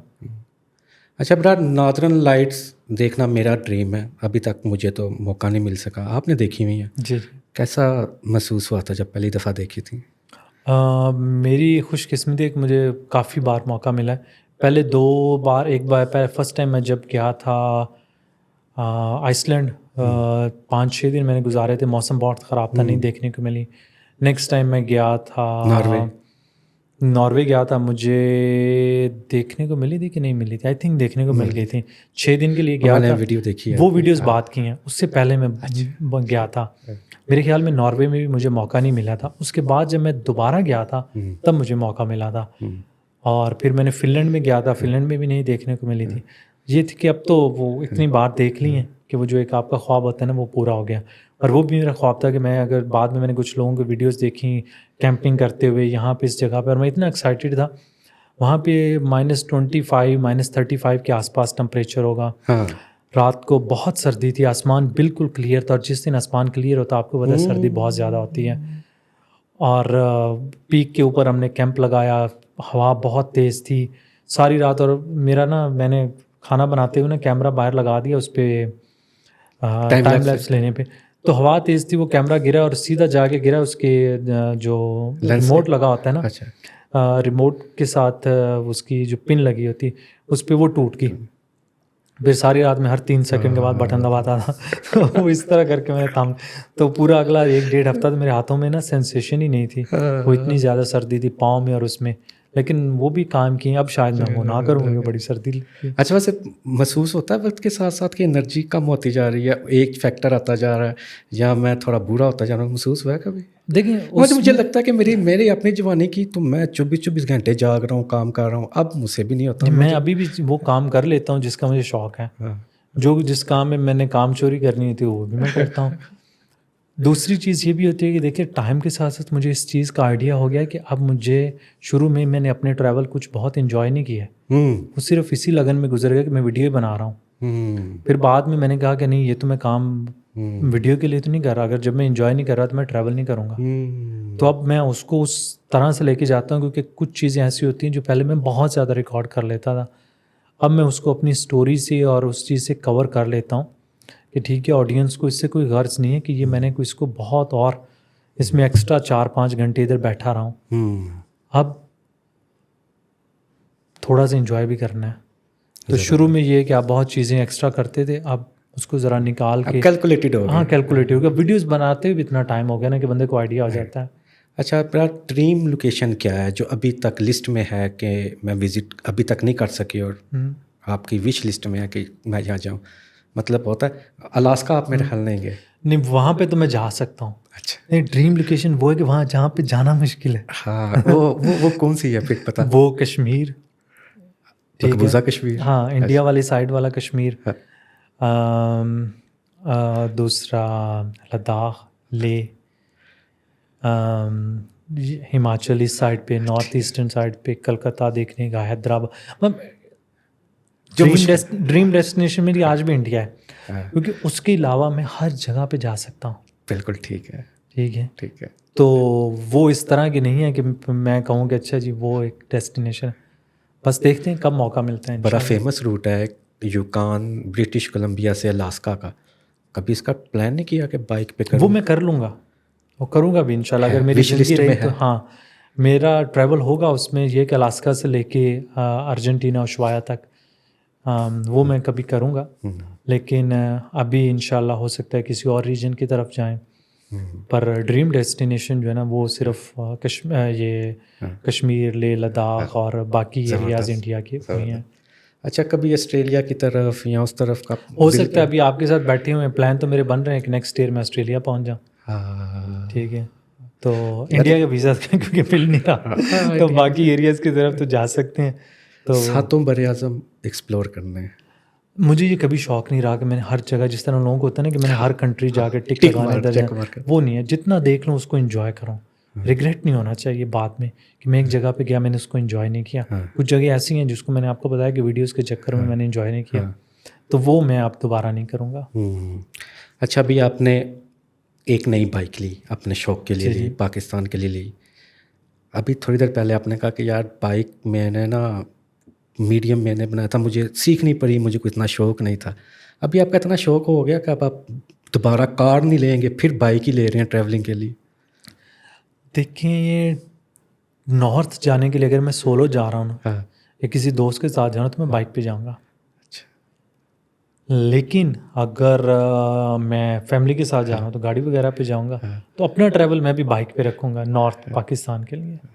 फैमिली जो के लिए? मज़ा, पहले मैंने K2 बेस कैंप मैंने ट्रैक किया था, तो मुझे पता था कि यहाँ से हम बैठे थे, इस्लामाबाद से मैंने ज्वाइन किया था या लाहौर से शायद मैंने ज्वाइन किया था, और कुछ 40 घंटे बाद हम पहुँचे थे। इतना मुझे बुरा लगा वो ट्रैवल, KKH का ट्रैवल, वो ख़त्म नहीं होता था, तासू वाली गर्मी। फिर हम वापस भी उसी रास्ते से 47 घंटों में हम वापस आए थे। मैं कहा यार बस। उसके बाद फिर मैं उधर कश्मीर वगैरह की तरफ गया था, मुझे याद है हमने लुक पे ला करके ये स्नो लेक और ये वो किया था, तो वो भी इसी तरह। अच्छा, इसी से याद आ गया, ट्रैकिंग ज़्यादा अच्छी लगी कि बाइकिंग? यार ट्रैकिंग में अपना मज़ा है, लेकिन ट्रैकिंग में ना कुछ दिन जब वो लंबा ट्रैक हो जाता है ना, अब स्नो पे चलते ही जाओ, चलते एक जैसे ही जाओ, मंजर अब बदल ही नहीं रहा। इधर से आपकी स्किन फट गई है, होंठ आपके जानवरों जैसे हो गए हैं, वो फट गए हैं, रोज़ खाने को भी अच्छा नहीं मिल रहा, रात को पहुंचे हैं और चले जी आज फिर आलू वो खाने हैं, हमारा सामान ख़त्म हो गया। तो वो मुझे अच्छा नहीं लगा था जो ग्रुप ट्रैवल था। मैंने साउथ अमेरिका में 6-7 दिन पेरू में अकेले ट्रैकिंग की थी, नेपाल में मैंने अन्नपूर्णा सर्किट किया था। वो मज़ेदार होता था, आप हर रोज़ जा रहे हैं, आप किसी न किसी के घर स्टे करें, होम स्टे कर रहे हैं, एक दूसरे तीसरे दिन आपने कैंप अपना लगा लिया, वो डिफरेंट सीन था, उसका अपना मज़ा था। लेकिन बाइकिंग का अपना है, बाइकिंग का अपना है। हाँ, आप कुछ दिन बाइक पे ट्रैवल करो, फिर आप हाइक वगैरह कर लो, फिर बाइक पे ट्रैवल कर लो, इस तरह का मुझे पसंद है। अच्छा, कैंपिंग को प्रेफर करोगे कि होटल मिल जाए तो अच्छा? कैंपिंग, लेकिन मैं आजकल होटल में बहुत स्टे करता हूँ, क्योंकि मुझे पूरी वीडियोस वगैरह एडिट भी करनी होती हैं, डाटा भी करना होता है उसका सारा, और फिर फैमिली है तो आपको इंटरनेट भी अच्छा चाहिए। तीसरी चीज़ शायद ये भी आ जाती है कि अगर बारिश और ये वो सीन हो ना कैंपिंग में, नेक्स्ट डे अगर मैंने कहीं जाना हो तो थोड़ी देर हो जाती है। तो जहाँ पे मुझे कोई अच्छी कैंपिंग का मुझे शौक है, जहाँ पे अच्छी लोकेशन हो। ज़बरदस्त। वैसे नहीं, अगर कोई अच्छी लोकेशन है मैं कैंप लगा के वहाँ पे आराम से कंफर्टेबली नाइट स्टे करूँगा। अच्छा, किसी भी ट्रैवल का प्लान करते हो, बजट डिज़ाइन करते हो या अनडिज़ाइन चलते हो, जितने लग गए बाकी देखी जाएगी? नहीं, इतना तो मैं अमीर नहीं हूँ कि जितने लगे। अच्छा, वैसे लोग कहते ये हैं ज़रूर है कि देखें, अब जब आप इतना ट्रैवल कर रहे हो ना, तो आपको ऑलरेडी पता चल जाता है पहले दिन से कि आप कितना अपने बजट से आउट हो रहे होते हो। और जिस तरह का मेरा ट्रैवल होता है ना, इसमें बजट से आउट होना मुश्किल हो जाता है। एक ही चीज़ है, जब से मैं वीडियोस बना रहा हूँ इसकी वजह से मेरे खर्चे ज़्यादा हो रहे हैं, क्योंकि बहुत ज़्यादा ऐसे एक्सपीरियंस हैं जो मैं वीडियो के लिए करता हूँ कि मैं ऑडियंस को दिखाना चाहता हूँ। खुद शायद मैं वो ना करूँ। खुद करते हो, सबकी टीम है? नहीं, खुद ही करता हूँ, कोई चीज़ आउटसोर्स नहीं, हर चीज़ सिर्फ सबटाइटल आउटसोर्स हैं। कभी कभी मैंने कोई अगर रील बनानी हो तो मेरे पास टाइम ना हो, या वो एक ऐसी चीज़ है कि मैं वॉइस ओवर लोगों को दे देता हूँ, तो उन्हें कहता हूँ ये वीडियो में से निकाल देंगे, वो मेरा थोड़ा सा काम कम हो जाता है। लेकिन वो भी मैं प्रेफर करता हूँ खुद ही बना के, जितनी देर में अपलोड करनी है उसने देखनी है, फिर उसने वापस भेज देना, उसमें से 4 गलतियाँ निकालनी, तब तक मैं खुद ही अपलोड एडिट कर चुका हूँ। अभी आपने कहा कि मैं प्लान करता हूँ, आइडिया हो गया अब सफ़र करके, इतना अमीर नहीं कि बगैर प्लान के चला जाऊँ। लोग कहते हैं यूट्यूबर बहुत कमाते हैं, कितना को कमा लेते हैं? मैं तो समझता $1 मिलियन कमा लिए होंगे। नहीं, ये इस तरह का कोई सीन नहीं, $1 मिलियन आई थिंक अगर आपका इंग्लिश में कंटेंट है ना, हाँ। फिर आप कमा सकते हैं। या आप कोई ऐसा मैं पाकिस्तान में ऐसे लोगों को जानता जिनको कोई भी नहीं जानता होगा, हाँ, लेकिन उनका चैनल लोग बाहर देखते हैं। बिल्कुल ठीक है। ठीक है, कोई बंदा जो है ना वो बैठ के हाँ अपना औजार जो है ना उनकी वीडियो बना रहा होगा, कोई नाई है तो वो बोल नहीं रहा होगा, कोई वीडियो बना रहा है, किसके पास कुछ स्किल है वो उसकी, तो उसको सारी दुनिया में लोग देखते हैं। हमें देखते हैं मोस्टली उर्दू स्पीकिंग, तो हमारी मेन ऑडियंस भी है ना इंडिया पाकिस्तान, तो यहाँ का CPM RPM इतना हाई नहीं है। दूसरी चीज़ ये कि मैं रोज़ वीडियो नहीं डालता। जब ट्रैवल होगा तभी डालेंगे। जब ट्रैवल होगा वीडियोस होगा, फिर मेरा ट्रैवल कॉस्टली है। हाँ, ठीक है, मैं हर रोज़ ट्रैवल पे हर रोज़ खर्चा भी कर रहा हूँ, बाइक भी ले रहा हूँ, गियर भी खरीद रहा हूँ। अगर मैंने जैसे सफारी कर रहा हूँ तो 4-4.5 $4,000 की वो सफारी भी मिल रही है। तो ये सारी चीज़ें भी एडअप होती हैं कॉस्ट में। अब यहाँ पे आपने मोबाइल उठाया, अम्मी अब्बू घर फैमिली बीवी बच्चे खाना ये बना है, ठीक है, आज शीशे टूट गए हैं, तूफ़ान आ गया, उसकी वीडियो 2 मिलियन पे जा रही होती है। मेरी 6-7 वीडियो जाके 2 मिलियन देती हैं। तो वो 6-7 वीडियोस जो हैं वो मैंने महीने में अपलोड करनी है, उन्होंने एक वीडियो 2 मिलियन पे जानी। तो आप मेरे कंटेंट को उससे कंपेयर नहीं कर सकते, क्योंकि वो महीने में शायद 60-70 मिलियन व्यूज़ ले रहा है और मैं महीने में 6-7 मिलियन व्यूज़ ले रहा हूँ। तो वो तो शायद मिलियन ऑफ डॉलर्स कमा रहा है, लेकिन विदाउट एनी एक्सपेंसेस। मतलब उसमें मोबाइल फ़ोन तो हमने भी आईफोन ही ले लेना होता है, वो भी ले लेते हैं। आइडियंस की जानिब से कभी ये नहीं सवाल पूछा जाता या ऐसा रिएक्शन नहीं आता, भैया आप तो यूट्यूबर हैं, आपको पैसों का क्या मसला, इसलिए आप पूरी दुनिया घूमते हैं? आते होंगे, लेकिन मैं अब उस तरह की चीज़ों पे ज़्यादा गौर नहीं करता और करना भी नहीं चाहिए। मैंने तो आपको पहली चीज़ ये की कि मैं दुनिया के लकी इंसानों में से हूँ। मैं वो काम कर रहा हूँ जिसका मुझे शौक है। क्या वो जो बंदा जो बाकी यूट्यूबर है जो अपनी फैमिली को या और लोगों को दिखा रहा है, क्या उसका इंटरेस्ट है वो? तो इस चीज़ पे आई थिंक थोड़ा से इख्तलाफात आ जाते हैं, लेकिन लोग भी तो वही देखना चाहते हैं। बिल्कुल, मैं 100% श्योर हूँ, आज जिस बंदे के 2 मिलियन व्यूज़ आ रहे हैं, एक महीना उसके व्यूज़ ड्रॉप होके 2-3-4 लाख पे आ जाएंगे, वो छोड़ जाएगा। बिल्कुल सही। वो क्यों कर रहा है? वो पैशन नहीं है उसका, वो तो व्यूज़ के लिए कर रहा है। क्योंकि आप कहाँ आप देख रहे हो और वो उसकी जॉब बन गई है, और जब इतने पैसे आ रहे हो तो कौन छोड़ता है? अच्छा, आपको सब टाइटलिंग से कोई हेल्प मिली? आपका जो उर्दू का कंटेंट है वो उन ममालिक तक पहुंचा होगा सब टाइटलिंग की वजह से, या आपको लगता है कि नहीं मैं इसको इंग्लिश में वॉइस ओवर करवा लूँ तो ज़्यादा बेनिफिशियल? लेकिन पहले तो ना AI की ऑप्शन नहीं थी, अब AI की ऑप्शन जिस पे हम काम कर रहे हैं, और मेरी कोशिश है कि जितना जल्दी हो सके हर वीडियो की ना डबिंग भी होनी चाहिए। लेकिन सबटाइटल से बहुत फ़ायदा पहुँचा। बहुत ज़्यादा ऐसे पाकिस्तानीज़ में जिनकी मैरिजेस, मतलब जिनकी क्रॉस कल्चरल मैरिजेस हैं, बड़े अरसे से बैठे हुए बाहर, या जिन्होंने किसी दूसरे कल्चर की ख़वातीन या मर्द के साथ शादी की है, तो एक को उर्दू आती है, एक को नहीं आती, वो कैसे देखते हैं? तो इस तरह की बहुत बड़ी ऑडियंस है मेरे पास, और ये सबटाइटल की वजह से ही है। आज भी मैं प्लान है कि मैं डब करवाऊँ इसको? हाँ, करूँगा।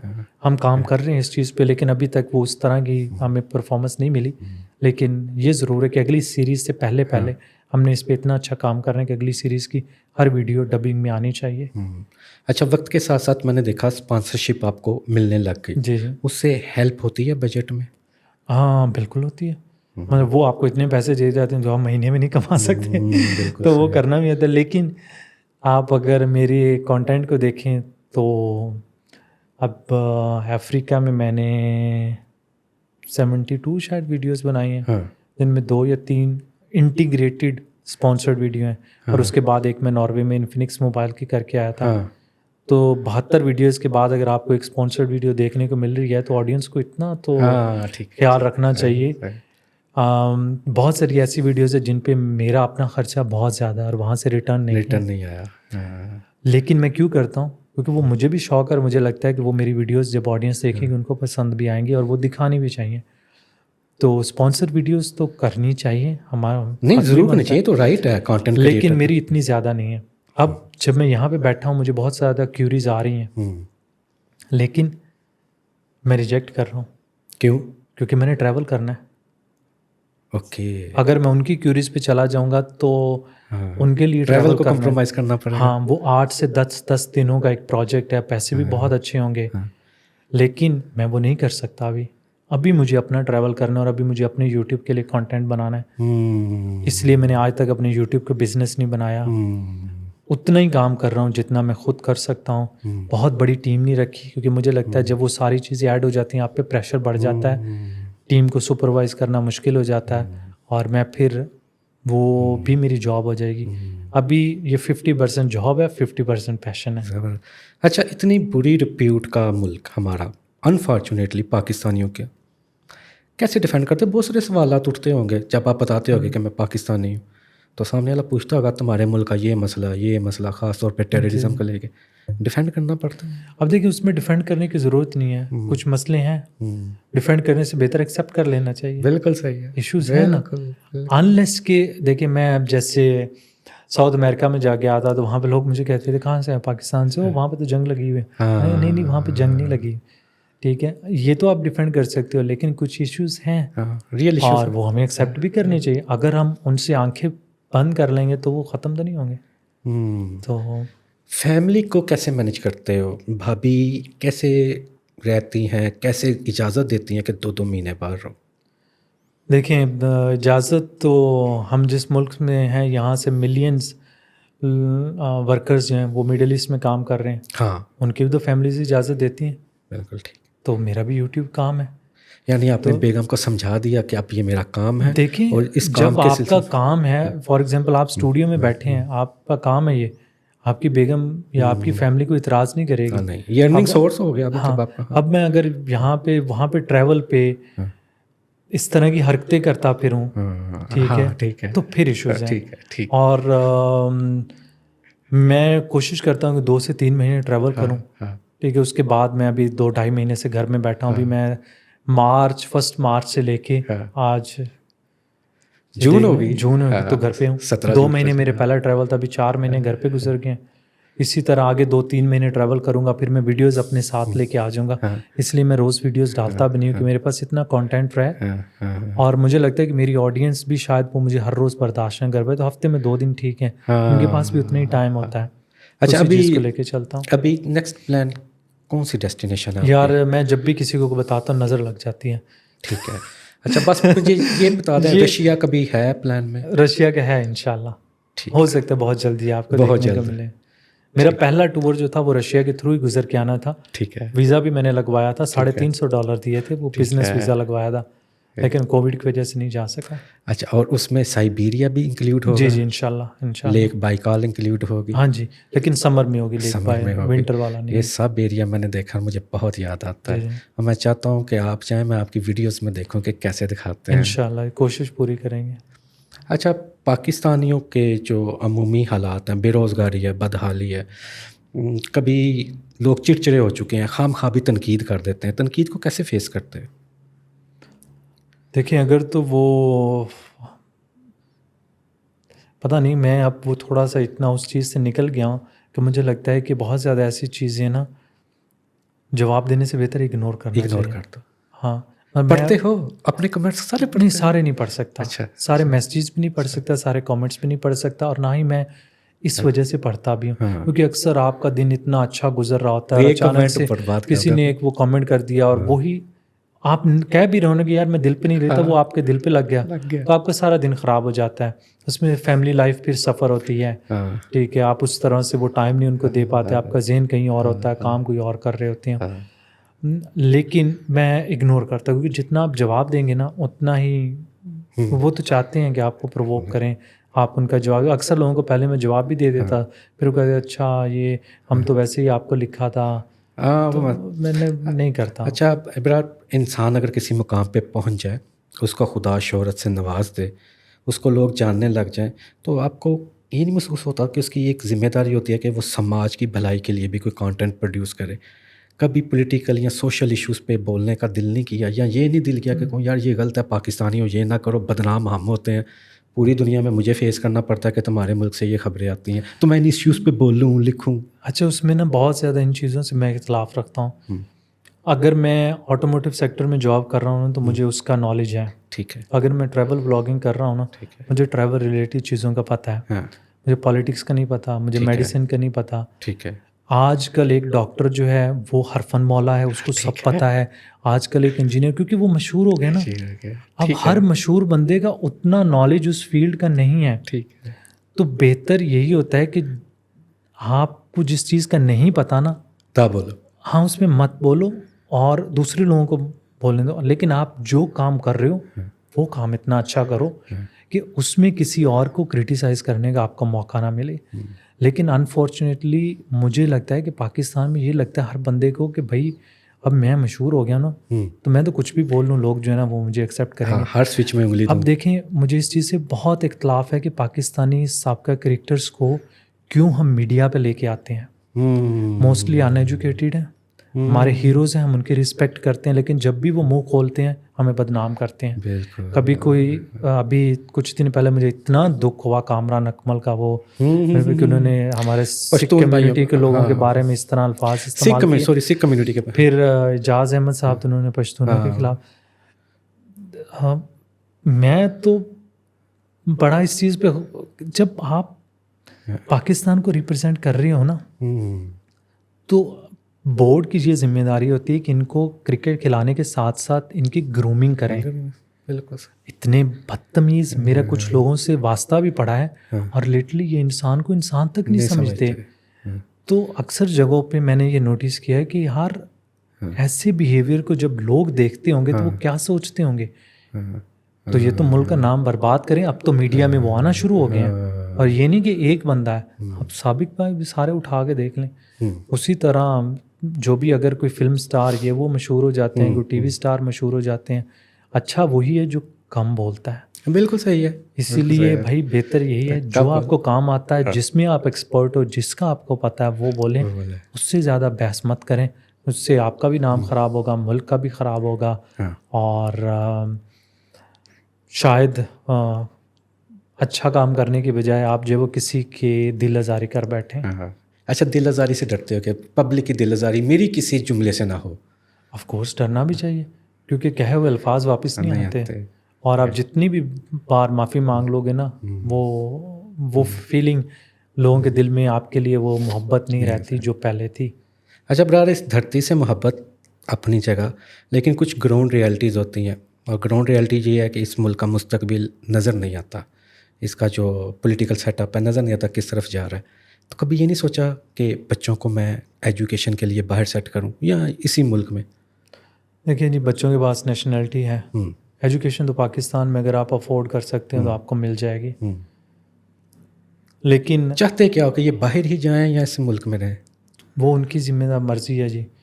मुझे यहाँ की सोशल लाइफ, यहाँ का माहौल, यहाँ के लोग, अपना वो दोस्त यार उठना बैठना वो पसंद है। मुझे बाहर की ज़िंदगी बहुत बोरिंग लगी है। मैं तो मजबूरी में गया था, मतलब यहाँ पे जॉब नहीं मिली तो मैं कभी नहीं जाना था, लेकिन वो मजबूरी ने मुझे बहुत कुछ सिखा दिया। मुझे फिर मौका भी दिया कि मैं वापस आ जाऊँ, और जैसे मुझे मौका मिला हम लोग सारे वापस आ गए फैमिली समेत।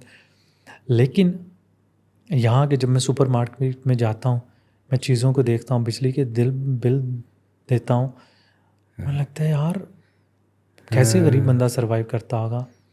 लेकिन ये मैं सोच रहा हूँ, जो हमारे हुक्मरान हैं जिनके हाथ में सबको, वो नहीं सोचते क्योंकि उन्होंने ये कभी चीज़ें देखी नहीं है। तो ये देखिए, आपने जब कभी सब्ज़ी लेने नहीं जाना सब्ज़ी के पैसे नहीं देने, ठीक है, आपने कभी कोई परेशानी फेस नहीं करनी, तो आपको क्या पता गरीब बंदा क्या फेस कर रहा है।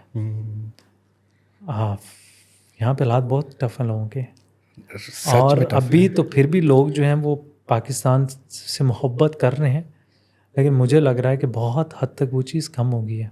हाँ, बहुत फ़र्क आया। मैं तो ये देखता हूँ जश्न आज़ादी में वो स्पिरिट नहीं रही। 23 मार्च आती है, गुजर जाती है, महसूस ही नहीं होता। घर में आपके पास खाने को कुछ नहीं है, आप बिल नहीं दे सकते, आप जो जॉब से कमा रहे हो वो पहले महीने की तनख्वाह आने के साथ साथ वो ख़त्म हो चुका है। तो इब्रार, दुख नहीं होता कि मेरा मुल्क है और इसी मुल्क के सॉफ्ट मोशन के लिए काम कर रहा हूँ? बहुत दुख होता है, बहुत दुख है। मैं आपको यही तो बता रहा हूँ कि जब मैं चीज़ ख़रीदने जाता हूँ ना, या इवन कि अगर मैं कोई चीज़ बहुत एक्सपेंसिव ले रहा तो मैं कहता हूँ यार नहीं, ये नहीं ख़रीदनी, यही पैसे मैं किसी और को दे दूँगा, उसका फ़ायदा हो जाएगा।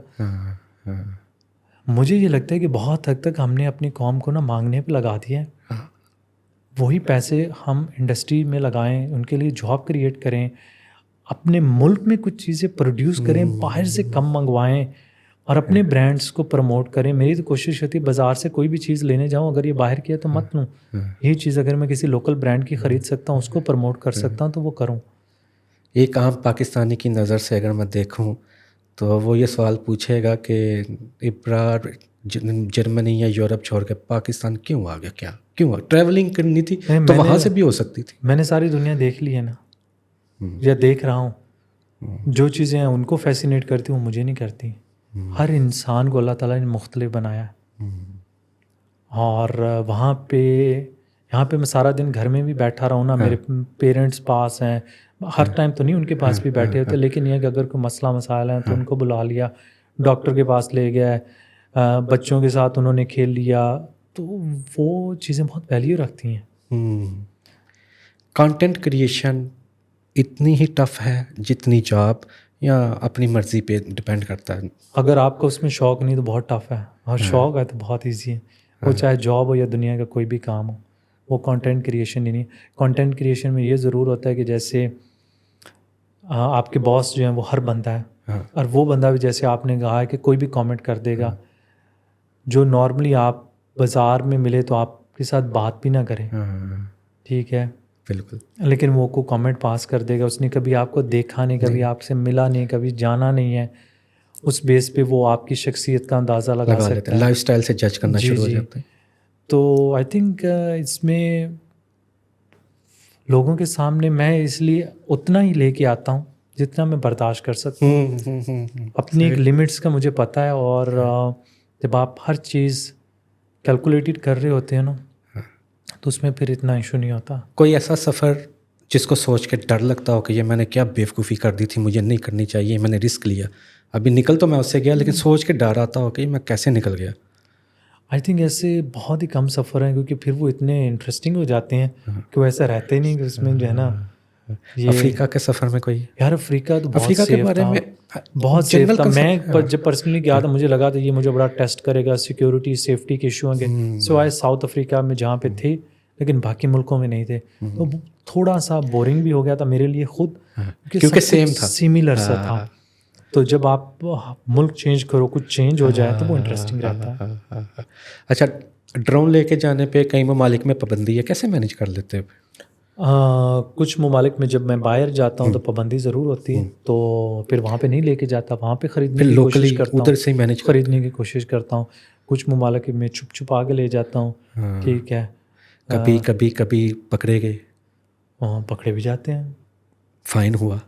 नहीं, फ़ाइन इस तरह से नहीं हुआ। अच्छा। वो ये कि ज़्यादा से ज़्यादा कहते हैं ड्रोन इधर रख दो, वापस आके ले जाना, बस ये होता है। यार फ़ाइन ये पकड़े, एक दफ़ा मुझे डर लगा था जब मैं जॉर्डन में, बड़ा सख्त है, इसराइल के जितने भी हमसाय मुल्क हैं वहाँ पे बहुत टाइट है सिक्योरिटी, ठीक है। वहाँ मैं ड्रोन उड़ा रहा था, कोई भी नहीं था बंदा, थोड़ी देर बाद पुलिस वाले आगे मेरे पास ही खड़े हो गए, ड्रोन मेरे ऊपर है, हाथ में मेरे रिमोट है। अब मुझे आइडिया हुआ कि इनको नहीं पता कि मैं ड्रोन उड़ा रहा हूँ, मैंने वहीं पर ड्रोन का रिमोट रख दिया। वो को 5-10 मिनट खड़े हुए हैं, और उसके बाद वो गए। ड्रोन ऊपर ही था, थोड़ा सा हाइट पे था, उसकी आवाज़ नहीं आ रही थी। उसके बाद मैंने ड्रोन फिर नहीं मैंने उड़ाया वहाँ पे। अच्छा, कोई ऐसा इलाका, कोई ऐसा सफ़र जो याद आता हो कि यार ये बड़ा खूबसूरत था? हाँ, आई थिंक जैसे मैंने कहा कि वो सफ़र जो आप दोबारा कर सकते हैं ना, वो इस तरह आपको फैसिनेट नहीं कर, सिवाय इंडिया के, कि जहाँ पे मुझे दोबारा जाने का मौका मिलना चाहिए। अच्छा, इंडिया पे आपकी सुई फंस गई है? वैसे जाना आपने एक्चुअली मैं हर जगह बाकी जा सकता हूँ ना। अब ये है ना कि अल्लाह का शुक्र है कि बाकी दुनिया में अगर मैं प्लान करता हूँ तो उनके वीज़े अगर किसी का कंट्री का वीज़ा मिलना मुश्किल है तो वो मिल जाएगा। अच्छा, अल्लाह करे आपको वीज़ा मिल जाए तो क्या आप कश्मीर भी जाना चाहेंगे? जहाँ तो मैं जाऊँगा, अब ये डिपेंड करता है कि मुझे वीज़ा मिलेगा कि नहीं मिलेगा। लेकिन अगर आपको वीज़ा मिलता है तो आपको पूरी एक्सेस वाला वीज़ा नहीं मिला? मतलब अभी जब भारत पहले तो मिला था तो वो 1 महीने का था, लेकिन तब वहाँ पे विंटर था, तो तब मैं इसलिए नहीं गया था। और मेरी बहुत बड़ी ऑडियंस जो है वो इंडियन कश्मीर में, फॉर एग्जांपल वहाँ से श्रीनगर से है, इन एरिया से काफ़ी ज़्यादा है। उसके अलावा ऑलमोस्ट हर शहर से। अच्छा, ये इंडियन, लेकिन ऑफ कोर्स आज भी मेरी मेन पॉपुलेशन, मेरी मेन जो व्यूअरशिप है वो पाकिस्तान में है। बहुत सारे लोग कहते हैं कि आपको इंडिया में सबसे ज़्यादा लोग देखते हैं, वो आपको नज़र ज़्यादा हैं, हाँ पॉपुलेशन में ज़्यादा। हाँ, क्योंकि जब मैं तनासब नॉर्थ में ज़्यादा, जाता था हाँ। तो मुझे कम नज़र आते थे, लोग मिलते मिलाते ज़रूर हैं, और अक्सर मैं अकेले वीडियो बना रहा था तो उनकी मैं वीडियो भी नहीं बना सकता अच्छा था। ब्रार, ये एम्बेसी ने जो इंडियन एम्बेसी जो रिफ्यूज़ करती है, कोई रीज़न दे के रिफ्यूज़ करती है? जैसे यूरोपियन एम्बेसी रीज़न साथ फॉर्म आता है, नहीं, या कुछ भी स्ट्रेट अवे नहीं, रिफ्यूज़ है, कुछ नहीं बताते? कुछ भी नहीं होता, सिर्फ पासपोर्ट वापस आ जाता और कुछ भी नहीं। अभी फिर दोबारा हिम ट्राई अगेन वाले काम में पड़ना? नहीं, अब मैं अगले साल या उससे अगले साल करूँगा। अब हिम्मत थोड़ी सी मैं हार चुका हूँ। अच्छा। ये जो इस बार हुआ है ना मेरा वीज़ा रिजेक्ट, तकरीबन कोई 1.5-2 महीने वेट के बाद, अदरवाइज़ मैंने अभी तक निकल चुके होना था अपने ट्रैवल पे। इसकी वजह से अब अगले ट्रैवल में मुझे मुश्किल होगी, क्योंकि मौसम चेंज हो रहा है। हाँ ठीक है, समर है, और उन एरियाज़ में मुझे 3-4 महीने और चाहिए थे। अच्छा, एक खातून ने सवाल पूछा हुआ था कि मेहदी भाई उनसे ज़रूर पूछिएगा, इतनी जगहों पे स्टे किया, ऐसी ऐसी जगहों से गुज़रे, तो बस खातून के हिसाब से ज़रा सवाल पूछ रहा हूँ कि कोई गैर मरी मखलूक वाला वाक़या हुआ, कोई ऐसा वाक़या हुआ जिसको हम जिन भूत कहते हैं, या पता नहीं, पाकिस्तानियों की बड़ी जिन हाँ, भूत ये से मैंने ना आपको कहा कि फैसिनेशन मुझे तो नहीं है। मैं तो आंखें बंद कभी कर डर नहीं आराम से लगा, सो जाता हूँ, आयतल कुर्सी पढ़ी, दुरूद पढ़ा, ठीक है, अल्लाह का नाम लिया और सो गया। यानी कभी महसूस कुछ भी नहीं हुआ? नहीं, कभी नहीं महसूस हुआ। आपकी- इसलिए मैं कहता हूँ शायद मुझे वो लोग पूछना चाहते हैं। मुझे लगता है कि बहुत ज़्यादा लोग ना ये बनाते हैं कहानियाँ बताते हैं। हाँ, कहानियाँ बनाते हैं अपने ट्रैवल को इंटरेस्टिंग बनाने के लिए, और लोगों को भी वो शौक़ है उस तरह की वीडियोस देखने का, लेकिन मुझे नहीं। और अब तो लोगों ने इतना पूछ रहे हैं, मुझे लगता है अगली बार मैं कैंपिंग करूँगा, मुझे वैसे ही डर लग रहा है। वो बात ज़हन में बैठ जाती है। हाँ। अच्छा, कभी किसी हादसे को लेके या बेजार होके या बीमारी को लेके नहीं सोचा या तौबा करो इस काम से, या मैं किस काम में हूँ? यार क्यों तौबा करूँ? थक नहीं जाता बंदा? मतलब मैं मजबूरी में तो नहीं कर रहा ना। नहीं, मैं सफ़र इसको में एक सफ़र साथ कर रहे हो, मैं ऊपर से आपको ये बीमारी आ गई है। नहीं, मतलब बीमारी तो देखें, मैं हमेशा यही कहता हूँ कि यार अगर आपको कोई मुश्किल रास्ते में आती है, तो मुझे किसी ने कहा था कि छोटी मुश्किल जो है ना वो बड़ी मुश्किलात से बचाने के लिए होती है। तो बहुत सारी मुश्किलात आती रहती है, बीमार भी बंदा हो जाता है। ऑफ कोर्स उसमें फिर ट्रैवल करना मुश्किल होता है। कुछ जगहों पे मैं अपनी मोटरसाइकिल खड़ी करके वापस आ जाता हूँ, लोगों को मैं वीडियो में नहीं बताता। अफ्रीका में भी हुआ था, 10-15 दिन के लिए मैं वापस पाकिस्तान आ गया, ठीक हुआ, उसके बाद मैं दोबारा चला गया, क्योंकि मुझको ज़रा कैच नहीं करता कि ये हो गया वो हो गया। जो ट्रैवल है वही लोगों को दिखाओ, और बाकी चीज़ें जो पर्सनल मैं नहीं दिखाना चाहता, मैं उसमें कंफर्टेबल नहीं हूँ। जिसमें मैं कैमरा उठा के खुशी से कर रहा हूँ वो ठीक है, जिसमें मैं कंफर्टेबल नहीं वो मैं नहीं दिखाता। अच्छा, नज़र पे और आप यकीन रखते हो काफ़ी कि नज़र लगती है? यार लोगों ने मुझे इतना कर दिया है, मैं ये तो गोरों को तो नहीं लगती, हमें लगती है। मेरा यही सवाल था। लेकिन आई थिंक कहीं ना कहीं मुझे लगता है कि ये इस्लाम में भी है कि अपने प्लान्स बहुत ज़्यादा शेयर मत ना करें। तो अभी उतना ही शेयर करता हूँ जितना मैं कर देता हूँ, पता नहीं क्यों। जो भी पूछ रहा था उसको बता दो, फिर मैं बाद में पछता रहा था क्यों बताया था यार तूने, फिर से तेरा वीज़ा रिजेक्ट हो गया, फिर से रिजेक्ट हो गया, क्यों बता रहा था तो लोगों से। नहीं, आप भारत का वाकई ना बताएं। नहीं, अब मैं किसी को भी नहीं बताऊंगा। अब जब मैं वीडियो लगाऊंगा तभी बताऊंगा। तभी बताएं, या जब मिल जाए तो तब ही हाँ, कुछ दोस्तों को पता होता है, उनके साथ मैं ट्रैवल प्लान अपने शेयर कर रहा होता हूँ, बना रहा होता हूँ चीज़ें, तो वो ज़रूरी होता है। वालिदैन हयात हैं? जी अल्हम्दुलिल्लाह खुश हैं? हाँ जी, खुश हैं। आपकी उम्मीद तो है अचीवमेंट से, कारकर्दगी से? देखें, लोग आके के उनसे मिलते हैं, खुशी से मिलते हैं, रिस्पेक्ट करते हैं, तो वो खुशी हैं। अनलेस कि मैं कोई ऐसा काम करूं जिससे उनको मुँह छुपाना पड़े, तो वो और बात है। अच्छा, बहुत ज़्यादा फीडबैक आता है, सोशल सर्कल भर जाता है, मेल मुलाकातें बढ़ जाती हैं, तो उसमें जिनको शोहरत मिलती है ना, मैं तो कई बातें साफ खोल के रख देता हूँ, आप शरीफ बंदे हैं वैसे, तो ख़वातीन की तरफ से भी कोई पसंदीदगी का इजहार हुआ है? देखिए, मैसेज तो आते होंगे, मैसेज बहुत आते हैं, मैसेज बहुत आते हैं, लेकिन सबसे पहले तो एक चीज़ देखनी होती है कि मुझे शोहरत आप किसी तरीके लगा, खैर मैं नहीं इस चीज़ में एक्सेप्ट करता। मुझे ये लगता है मैं कल वीडियोस बनाना बंद कर दूंगा ना, तो 1.5 साल के अंदर लोग भूल जाएंगे। अच्छा, ठीक है, क्योंकि ये सोशल मीडिया की फेम जो होती है ना, ये बड़ी शॉर्ट लिव फेम होती है। अब आपने इसको किस मकसद के लिए यूज़ करना है, ठीक है, और आपको अपना एक ही चीज़ है जो मुझे ये काम करने पे मजबूर करती, वो मेरा अपना शौक़ ट्रैवल का। उसमें मैं अपनी फैमिली के साथ, अपने बच्चों के साथ, अपने पेरेंट्स के साथ और अपने काम के साथ जितना ऑनेस्ट होके करूँगा ना, इन चीज़ों में नहीं पढ़ूँगा। जिस दिन शोहरत आपके सर को चढ़ जाए, वो आपके काम में नज़र आना शुरू हो जाती है। और आपका Attitude में attitude में आ वो जाती है। डाउनफॉल शुरू हो जाता है। मैं बड़ी कोशिश करता हूँ कि इन सारी चीज़ों से दूर रहूँ, और मुझे जाके 32-33 साल की उम्र में लोगों ने वीडियोस देखना शुरू किए हैं। हाँ, मैंने 12-13 साल धक्के खाए हैं, हाँ। ये कॉरपोरेट सेक्टर की जॉब की है, हर तरह के बंदे से मिला हूँ, मास्टर्स किया हुआ है।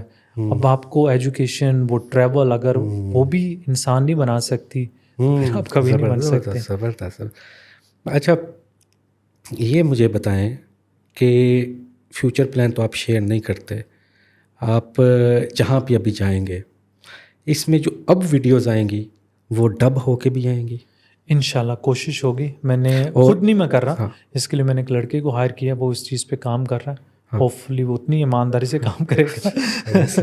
और स्पॉन्सर मिल गया या अपने जेब से लगा नहीं, के, स्पॉन्सर्स कोई भी नहीं है। खुद देखिए, पॉकेट से लगा के? ट्रैवल मेरा जितना भी है, अनलेस इसमें ना एक चीज़ मैं पे बिलीव करता हूँ, हमसे बड़े सेलिब्रिटीज़ एजेंसीज़ वाले हैं, हम्म, सबसे बड़े वो सेलिब्रिटीज़ हैं। ब्रांड जाता है एजेंसी के पास, हाँ, एजेंसी जाती है वो लोगों के पास, कंटेंट क्रिएटर के पास। कंटेंट क्रिएटर्स के। अब उनके कुछ फेवरेट कंटेंट क्रिएटर्स होते हैं उनके पास, इजीली उनके साथ वो काम कर सकते हैं, उन्हीं को वो हायर करते हैं, उन्हीं को वो जॉब देते हैं। वो अपने कंफर्ट जोन से बाहर कभी नहीं जाएंगे, किसी और को हायर नहीं करेंगे। इसलिए 4-5 साल पहले, कुछ 3-3.5 साल तो मुझे कुछ स्पॉन्सर ही नहीं मिला था। एक आधा जो मिला था वो भी मेरे जानने वाले थे, ऑनर्स वगैरह, उनके साथ बातचीत थी तो उनकी वजह से मिला, अदरवाइज नहीं मिले। फिर अगर आप देखें कि स्पॉन्सर्स के जब आप पास जाते हैं ना, तो आपकी कोई इज्जत नहीं है। बिल्कुल उनको ये पता चल जाता है कि इस बंदे को तो काम चाहिए। बिल्कुल सही, वो फिर इतने नखरे दिखाएंगे, बिल्कुल सही। और फिर वो आपसे कुछ ऐसी चीज़ें डिमांड कर लेते हैं जो मुझे लगता है कि मेरा कंटेंट ख़राब कर देंगे, तो मैं नहीं करता। नहीं करते, कंप्रोमाइज़ नहीं करेंगे आप? नहीं करता कंप्रोमाइज़ उस चीज़ पे। हाँ, अनलेस कि वो आपको इतने पैसे दे दें, ठीक है, जिसके बाद आप वो वीडियो बना देना तो आपको लगेगी यार कुछ आया ही है, कुछ मैंने पैसे लिए हैं। ऑडियंस एक आधी वीडियो देख के बर्दाश्त कर लेगी, और मुझे लगता है कि ऑडियंस को करना भी चाहिए, क्योंकि वही पैसे मैं आगे टूर पे इन्वेस्ट कर रहा हूँ। बिल्कुल ठीक है। लेकिन आप आज भी मेरा यूट्यूब चैनल या इंस्टाग्राम उठा के देख लें तो मैं ओवर एडवर्टीजमेंट नहीं करता, थोड़ी कर लेता हूँ। फूडी हो, खाना पसंद है, खाना अच्छा पसंद ही है, लेकिन ये है कि मैं खाने के लिए बहुत ज़्यादा ट्रैवल नहीं करूँगा। ये शौक है मुझे डिफरेंट कल्चर्स का फूड ट्राई करना। वही मेरा सवाल था, किस कल्चर का, किस रीजन का फूड पसंद है? लेकिन पसंद की बात करूँ तो आई थिंक 2 मुल्कों के खाने मुझे बहुत पसंद आए हैं। एक लेबनान है और एक मैक्सिको है, और उसके बाद ईरान है। ईरान के खाने बहुत टेस्टी, उस हिसाब से हमारे टेस्ट के मुताबिक नहीं है, लेकिन वो जिस तरह हाइजीनिक तरीके से साफ़ सुथरे सजा के लेके आते हैं, फिर ज़ाफ़रान का उसके ऊपर टच होता है, बहुत मीट की क्वालिटी बहुत अच्छी है, राइस बहुत अच्छे होते हैं, तो वो सब जो चीज़ें लेके आते हैं वही आपका दिल खुश हो जाता है देख के। तो ऊपर से वो वैल्यू फॉर मनी होता है। अगर मैंने वहाँ पे $5 खर्च किए तो मुझे $10 का खाना मिल रहा होगा। अच्छा, ये आपने तो इंडियन फूड भी, प्योर इंडियन भी खा लिया वहाँ जाके। हाँ, मतलब इंडिया की ना मैं इसलिए नहीं कर रहा बात कि इंडिया का मुझे खाना बहुत पसंद है, क्योंकि उनका खाना हमसे बहुत मिलता जुलता है। तो वो तो ऐसे ही है जैसे आप हर रोज़ अच्छा, खा आपको रहे हो। लगता है कि वाकई मिलता जुलता है? मतलब मुझे लगता है कि डिफरेंस है। इंडिया, जब आप इंडिया की बात करेंगे ना, तो उसमें आप हर स्टेट की बात करेंगे। केरला का खाना डिफरेंट है, कर्नाटका का डिफरेंट है, गोवा का डिफरेंट, और वो मुझे बहुत अच्छा लगा। मतलब एक ही मुल्क में हर रोज़, अभी वहाँ पे मैंने मुझे याद है यार, मैंने क्या खाए थे, मिसल पाव खाए थे। अच्छा। मुंबई जाते हुए रास्ते में ना किसी जगह नाश्ते में, बहुत ही कमाल के बने हुए थे। गुजरात में हमने गुजराती थाली खाई थी। इसी तरह गोवा में फ़िश ज़्यादा होती है, तो वहाँ की वो फ़िश थाली बड़ी मशहूर थी। केरला के वो पत्ते के ऊपर ना, बनाना के ऊपर वो बना के देते हैं, वो अपने मज़े की चीज़ थी। पंजाब में जब आते हैं तो आपका अपने का खाने हैं, वो टेस्ट उस तरह का होता है। गुजरात में जाएंगे तो वहाँ पे मेरे लिए फैसिनेशन ये थी, मुझे हर रोज़ डिफरेंट खाना मिल रहा था। अब उसमें से कुछ बहुत अच्छा होता था, कुछ ये भी होता था कि एटलीस्ट आपको पता चलता था कि यहाँ के लोग क्या खा रहे हैं। वो ज़रूरी नहीं कि आपको बहुत पसंद हो, ठीक है, तो लेकिन वहाँ के लोगों के लिए वो उनका कल्चर है, उसी को वो हर रोज़ खा रहे होंगे। अब तक जितनी सफ़र किए, जितनी दुनिया देखी, स्कैम हुआ कोई? छोटे मोटे होते रहते हैं। छोटे मोटे हुए हैं। हाँ, मतलब वो इस तरह के नहीं कि मैं उनको बना चढ़ा के पेश करूँ, छोटे मोटे चलते रहते हैं। किसी जगह पे मैं स्कैम होने भी देता हूँ कुछ जगहों पे। क्यों? वो इतने छोटे होते हैं कि मैं कहता हूँ यार शायद इसको ज़रूरत है पैसों की। हाँ। मैं वहाँ पे इतना भोला बन जाता हूँ कि जैसे मुझे लगता है कि लोगों को पता ही नहीं, हालांकि मुझे पता होता है। सही है, सही। चलने दो, खैर है। और अक्सर चीज़ें मैं रिकॉर्ड कर लेता हूँ तो रिकॉर्ड कर लेते वो हैं। भी एक होता है कि अगर मैं वीडियो में डाल रहा हूँ तो वो लोगों को आइडिया हो जाता है कि अच्छा ठीक है। अच्छा, कभी ये नहीं सोचा कि मैं लोगों को ये भी एजुकेट करूं कि इस मुल्क में किस नौयत का स्कैम है, इनसे बचें? देखिए, वो आप जब ढूंढने जाएंगे ना हाँ। तब मिलेंगे। हाँ। मुझे लगता है कि बहुत सारे लोग ना वैसे ही वहाँ पे ना हाँ। नेगेटिव कंटेंट बनाने के लिए जाते हैं क्योंकि वो चलता बहुत है। सही है।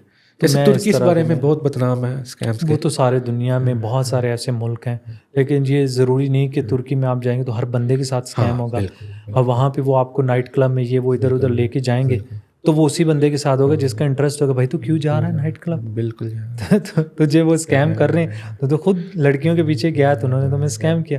अब मैं नहीं जाऊँगा तो मेरे साथ नहीं होगा। अच्छा, ये ज़ियारात, उम्रा, ये आपकी बड़ी वीडियोस आपने दिखाई। अच्छा, कभी नाइट क्लब भी दिखाए हैं कि यार इस मुल्क का मैं कल्चर है? जाता ही नहीं, टू बी ऑनेस्ट नहीं गया, मैं झूठ भी नहीं बोल रहा। अच्छा, नहीं मतलब दिल नहीं किया या दिखाने का दिल नहीं किया? कभी गया ही नहीं, मैं मुझे शौक ही नहीं है। जर्मनी में रह के कभी शौक नहीं हुआ कि मैंने जाना है, कभी नहीं गया। कभी बार शार में जाता था कुलीग्स के साथ, वो जो पार्टी होती थी उन्होंने 4-5 बियर पी लेनी होती थी, हमने 2-3 कोला पी के दरमियान में 2-3 बार जो है वो पानी की बोतल पी के फिर सारी रात उनको घर पे ड्रॉप करके आओ। मैंने कहा मैं इनका नौकर लगाऊं भाई, तुम लोगों ने पी है, अपनी बीवियों को बुलाओ या टैक्सी लो। फिर तो मुझे उससे भी कोफ्त होने लग गई थी। अच्छा, जो पुराने शौक दोस्त ही नहीं हैं, है। जी जी। बचपन के दोस्त हैं, अभी तक हैं, राब्ते में हैं? यार हमारी बदनसीबी ये है कि हमारे बचपन के दोस्त जिस एरिया से हैं वो सारे के सारे इधर उधर निकल गए हैं। अच्छा, मुल्क में जॉब्स नहीं है, ठीक है। बिजनेस नहीं है, तो कोई कनाडा बैठा, कोई यूके यूएस बैठा होगा, कोई ऑस्ट्रेलिया बैठा है। राब्ते में नहीं रहे? तो राब्ते में है, मतलब वो यही है, कभी ईद पे किसी का मैसेज आ गया, आगे पीछे को काम हुआ तो कोई मैसेज आ गया। मतलब वो ये नहीं है कि आप जाएंगे घर तो वो सारे उधर ही बैठे होंगे। मतलब कोई दोस्त आपका अभी भी है जो कदीम हो, आपसे मिलना जुलना हो, या सब कहीं कहीं सेटल हो गए चले गए? मुलाकात होती रहती है, मतलब वो इतनी फ्रीक्वेंटली अपनी होती, लेकिन दोस्तों से मुलाकात होती रहती है। अच्छा, दोस्त वो पुराने ही रहे या वक्त के साथ नए भी बने हैं? यार आई थिंक हर जगह बनते भी हैं नए। आपका सोशल सर्कल जो है वो चेंज होता रहता है। अब जैसे मैं लाहौर आया हूँ तो आसपास के लोगों आपने दोस्त बनाने हैं, आपने अपना सोशल सर्कल बनाना है, अपनी इंटरेस्ट के मुताबिक लोग होने चाहिए, अदरवाइज बोरिंग हो जाएगा वहाँ पे। लाहौर आने की वजह के बिजनेस या काम ज़्यादा? पेरेंट्स। पेरेंट्स जी जी, मुझे शुरू से इस्लामाबाद पसंद है और आज भी मैं कहता हूँ पाकिस्तान में एक ही शहर ऐसा है रहने के काबिल। देखिए, आप घर से बाहर निकले ना तो लाहौर में कोई भी एक्स्ट्रा करिकुलम है, फॉर एग्जांपल कोई पिकनिक स्पॉट नहीं है ओके, सिवाय खाने के। ठीक है। इस्लामाबाद जाएं तो साथ में पहाड़ हैं, अब बाइक को Parks आपके भी है। पास, आप जो है 2 घंटे ट्रैवल करके जाएं, नथिया गली पहुंच गया, एरिया को एक्सप्लोर किया, वहाँ पे कॉफ़ी पी, वापस आ गए, वहाँ पे नाइट स्टे की, इधर उधर निकल गए। इस्लामाबाद वैसे भी साफ़ सुथरा है, काफ़ी वहाँ पे ग्रीनरी है, मौसम भी अच्छा है। लेकिन ये कि मेरे पेरेंट्स ननकाना साहब से इधर, उनके लिए आना इजी है, 2-3 दिन यहाँ रहते हैं, 1-2 दिन वहाँ चले जाते हैं। इस्लामाबाद वो 5 घंटे का सफ़र नहीं होता फिर उनसे। अच्छा, लाहौर मुंतकिल होने की वजह बच्चों की एजुकेशन है, वरना तो ननकाना? नहीं, ननकाना में हम नहीं रह सकते थे, काफ़ी फैसिलिटीज़ उस लिहाज से नहीं है वहाँ पे। अच्छा, अभी अच्छी अभी भी education शहर के- में भी नहीं, नहीं अभी है? भी नहीं है। ओके। अच्छी एजुकेशन, इंटरनेट और ये वो सारी फैसिलिटीज़ जो है ना नहीं है उस तरह की। अच्छा, अपने आप को क्या समझते हो कि मजहबी इंसान हो, मॉडरेट इंसान हो? अपने बारे में क्या एनालिसिस है आपका? यार मैं बहुत ज़्यादा ना चीज़ों में नहीं पढ़ता, मतलब ज़बरदस्त। अगर को मुझे लगता है ना कि इसमें मैं गलत हूँ तो मैं अपनी गलती एक्सेप्ट करके, ज़बरदस्त। अगर किसी फॉर एग्जांपल मैं आपके साथ बैठा हूँ और आपका नॉलेज किसी चीज़ में ज़्यादा है तो मैं आपको बोलने दूंगा, आपकी बातें सुनता रहूँगा, उसमें ज़्यादा इंटरफेयर नहीं करूँगा। दिल करे तो उसमें कुछ चीज़ अच्छी लगी तो अपना ली, ना लगी तो ना सही। तो मैं बहुत मज़हब पे या इधर उधर लोगों को लेक्चर नहीं देता, जितना मेरा नॉलेज है उसके मुताबिक मैं जो है ना वो काम करूँगा। और हाँ, ये भी ज़रूर होता है कि अगर मैं वीडियोस में बहुत ज़्यादा जो है, अगर मैं कहीं पे नमाज़ पढ़ रहा हूँ या ये कर रहा हूँ या किसी को हेल्प आउट कर रहा हूँ, वो कम दिखाता हूँ क्योंकि मुझे लगता है वो कहीं ना कहीं लोग किसी और तरह से जज ना हाँ, कर। अगर आप वीडियोस में नमाज दिखा रहे हो, बार बार दिखा रहे हो, तो लोग उससे भी हाँ, हो जाते हैं कि यार ये क्या बंदा कर रहा है। अगर आप ना दिखा रहे हो तो उससे भी लोगों को इश्यूज होते हैं। तो इश्यूज तो हर चीज़ से होंगे। अब आपने एक्सेप्ट कर लेना है कि कितनी चीज़ों पे इश्यूज आप बर्दाश्त कर सकते हो, कमेंट्स बर्दाश्त कर सकते हो, बस उनको चलने देना अच्छा, चाहिए। आखिरी सवालों में एक सवाल ये बता दें कि मैं इराक जाने का सोच रहा था, मैंने कहा आपसे ही पूछूं, अब कैमरे के सामने ही पूछ लूं। सिक्योरिटी हर्डल्स कितनी है? फ्री ट्रैवल आप कर सकते हो अपनी गाड़ी पे या बहुत से आप पहले तो इराक में इश्यूज थे, अब का मुझे नहीं पता, क्योंकि जो इस तरह के वॉर टॉन कंट्रीज़ हैं वो टाइम के साथ साथ चेंज होती हैं। अब नहीं मुझे पता क्या सिचुएशन है। तब तो इतना रोकते थे हाँ कि बहुत मुश्किल था मेरे लिए। और मैं इराक से निकला भी इसलिए था क्योंकि मैं तंग आ गया था। दिन में 5-6 बार आप चेक पोस्ट पे रुकते हो और आधा दिन आपका उधर ही गुजर जाता है। लेकिन ओवरऑल इराक के लोग, वहाँ का कल्चर, बगदाद आप जाते हो तो अभी तो हालात टफ है बगदाद के। बहुत ज़्यादा हिस्टोरिकल बिल्डिंग्स टूटी फूटी थी, तो वो देख के दुख होता है। अच्छा, क्या मैसेज देना चाहते हो कि हमारे जो साहिबान इख्तियार लोग हैं जो इस मुल्क के फ़ैसले लेते हैं, वो क्या ऐसा काम करें कि टूरिज़म को प्रमोट किया जाए?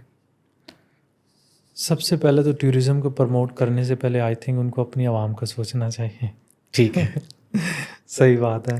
सही है। और दूसरी चीज़ आई थिंक सबसे बड़ा हाथ इसमें ना मीडिया का भी है।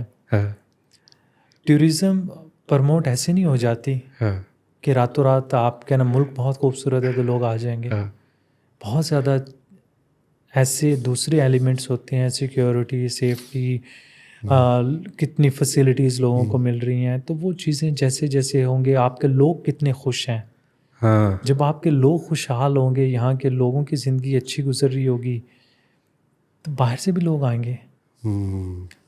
फिर यहाँ के लोग जब बाहर जाएंगे, बाहर से लोग इधर आएंगे। हमने तो अपने लोगों को जो है महदूद कर दिया कि भाई एक फाइनेंशियल इश्यूज़, एक पासपोर्ट का मैं इश्यूज़, वीज़े को नहीं देता तो बाहर हाँ, कैसे तो वही जाए? चीज़ है ना। फिर देखिए, ये तो सेकेंडरी चीज़ है ना। अब आपने यहाँ से लाहौर से फ्लाई करके जाना हो तो $1,500 की आपकी फ़्लाइट होती है। कितने लोग अफोर्ड कर सकते हैं? तो ये चीज़ भी आपने देखनी है। जब आपके लोग खुशहाल होंगे, ये जाएंगे अपना कल्चर दूसरे मुल्कों में लेके जाएंगे, फिर वहाँ के लोग यहाँ पे आना शुरू हो जाएंगे। अभी तो इक्के दुक्के लोग आते हैं, वो तो कोई ख़ास टूरिज़्म नहीं है। दोस्त आए हैं आपकी वीडियोस देख के? काफ़ी लोग आते जाते रहते हैं, मैसेजेस आते हैं, कभी उनके साथ बुरे इंसिडेंट होते हैं तब भी मैसेजेस भेजते रहते हैं कि यहाँ पे ये इश्यूज़ हो गए, वहाँ पे हो। तो मैं शर्मिंदा हो गया, कभी तो रिप्लाई नहीं करता। कभी उन्हें कह देता हूँ कि यार अच्छा ठीक है, मैं कोशिश करता हूँ कि आपकी किसी तरह हेल्प कर सकूँ। तो अगर कोई जानने वाला दोस्त यार हो तो उसको क्या को आके उनका जो है वो काम करवा दे। इबरार, बहुत शुक्रिया, काफ़ी तफसील से आपने जवाब दिए, शुक्रिया सर। लंबी नशिस्त रही। आपके फ्यूचर के लिए बेस्ट ऑफ लक, आपके आने वाले ट्रैवल के लिए। और मैं उस पर नज़र रखूँगा, मैं देखना चाहूँगा ख़ास तौर पे रशिया अगर आप जाते हैं तो। बस दुआ कीजिएगा अच्छे से। मैं दुआ रहेगी, और भारत के लिए ख़ुसूसी दुआ रहेगी, वो अल्लाह आपकी ख्वाहिश पूरी करे। नाज़रीन, मुझे इजाज़त दें, किसी और मेहमान के साथ फिर किसी नशिस्त में हाज़िर होऊंगा। खुदा हाफिज़।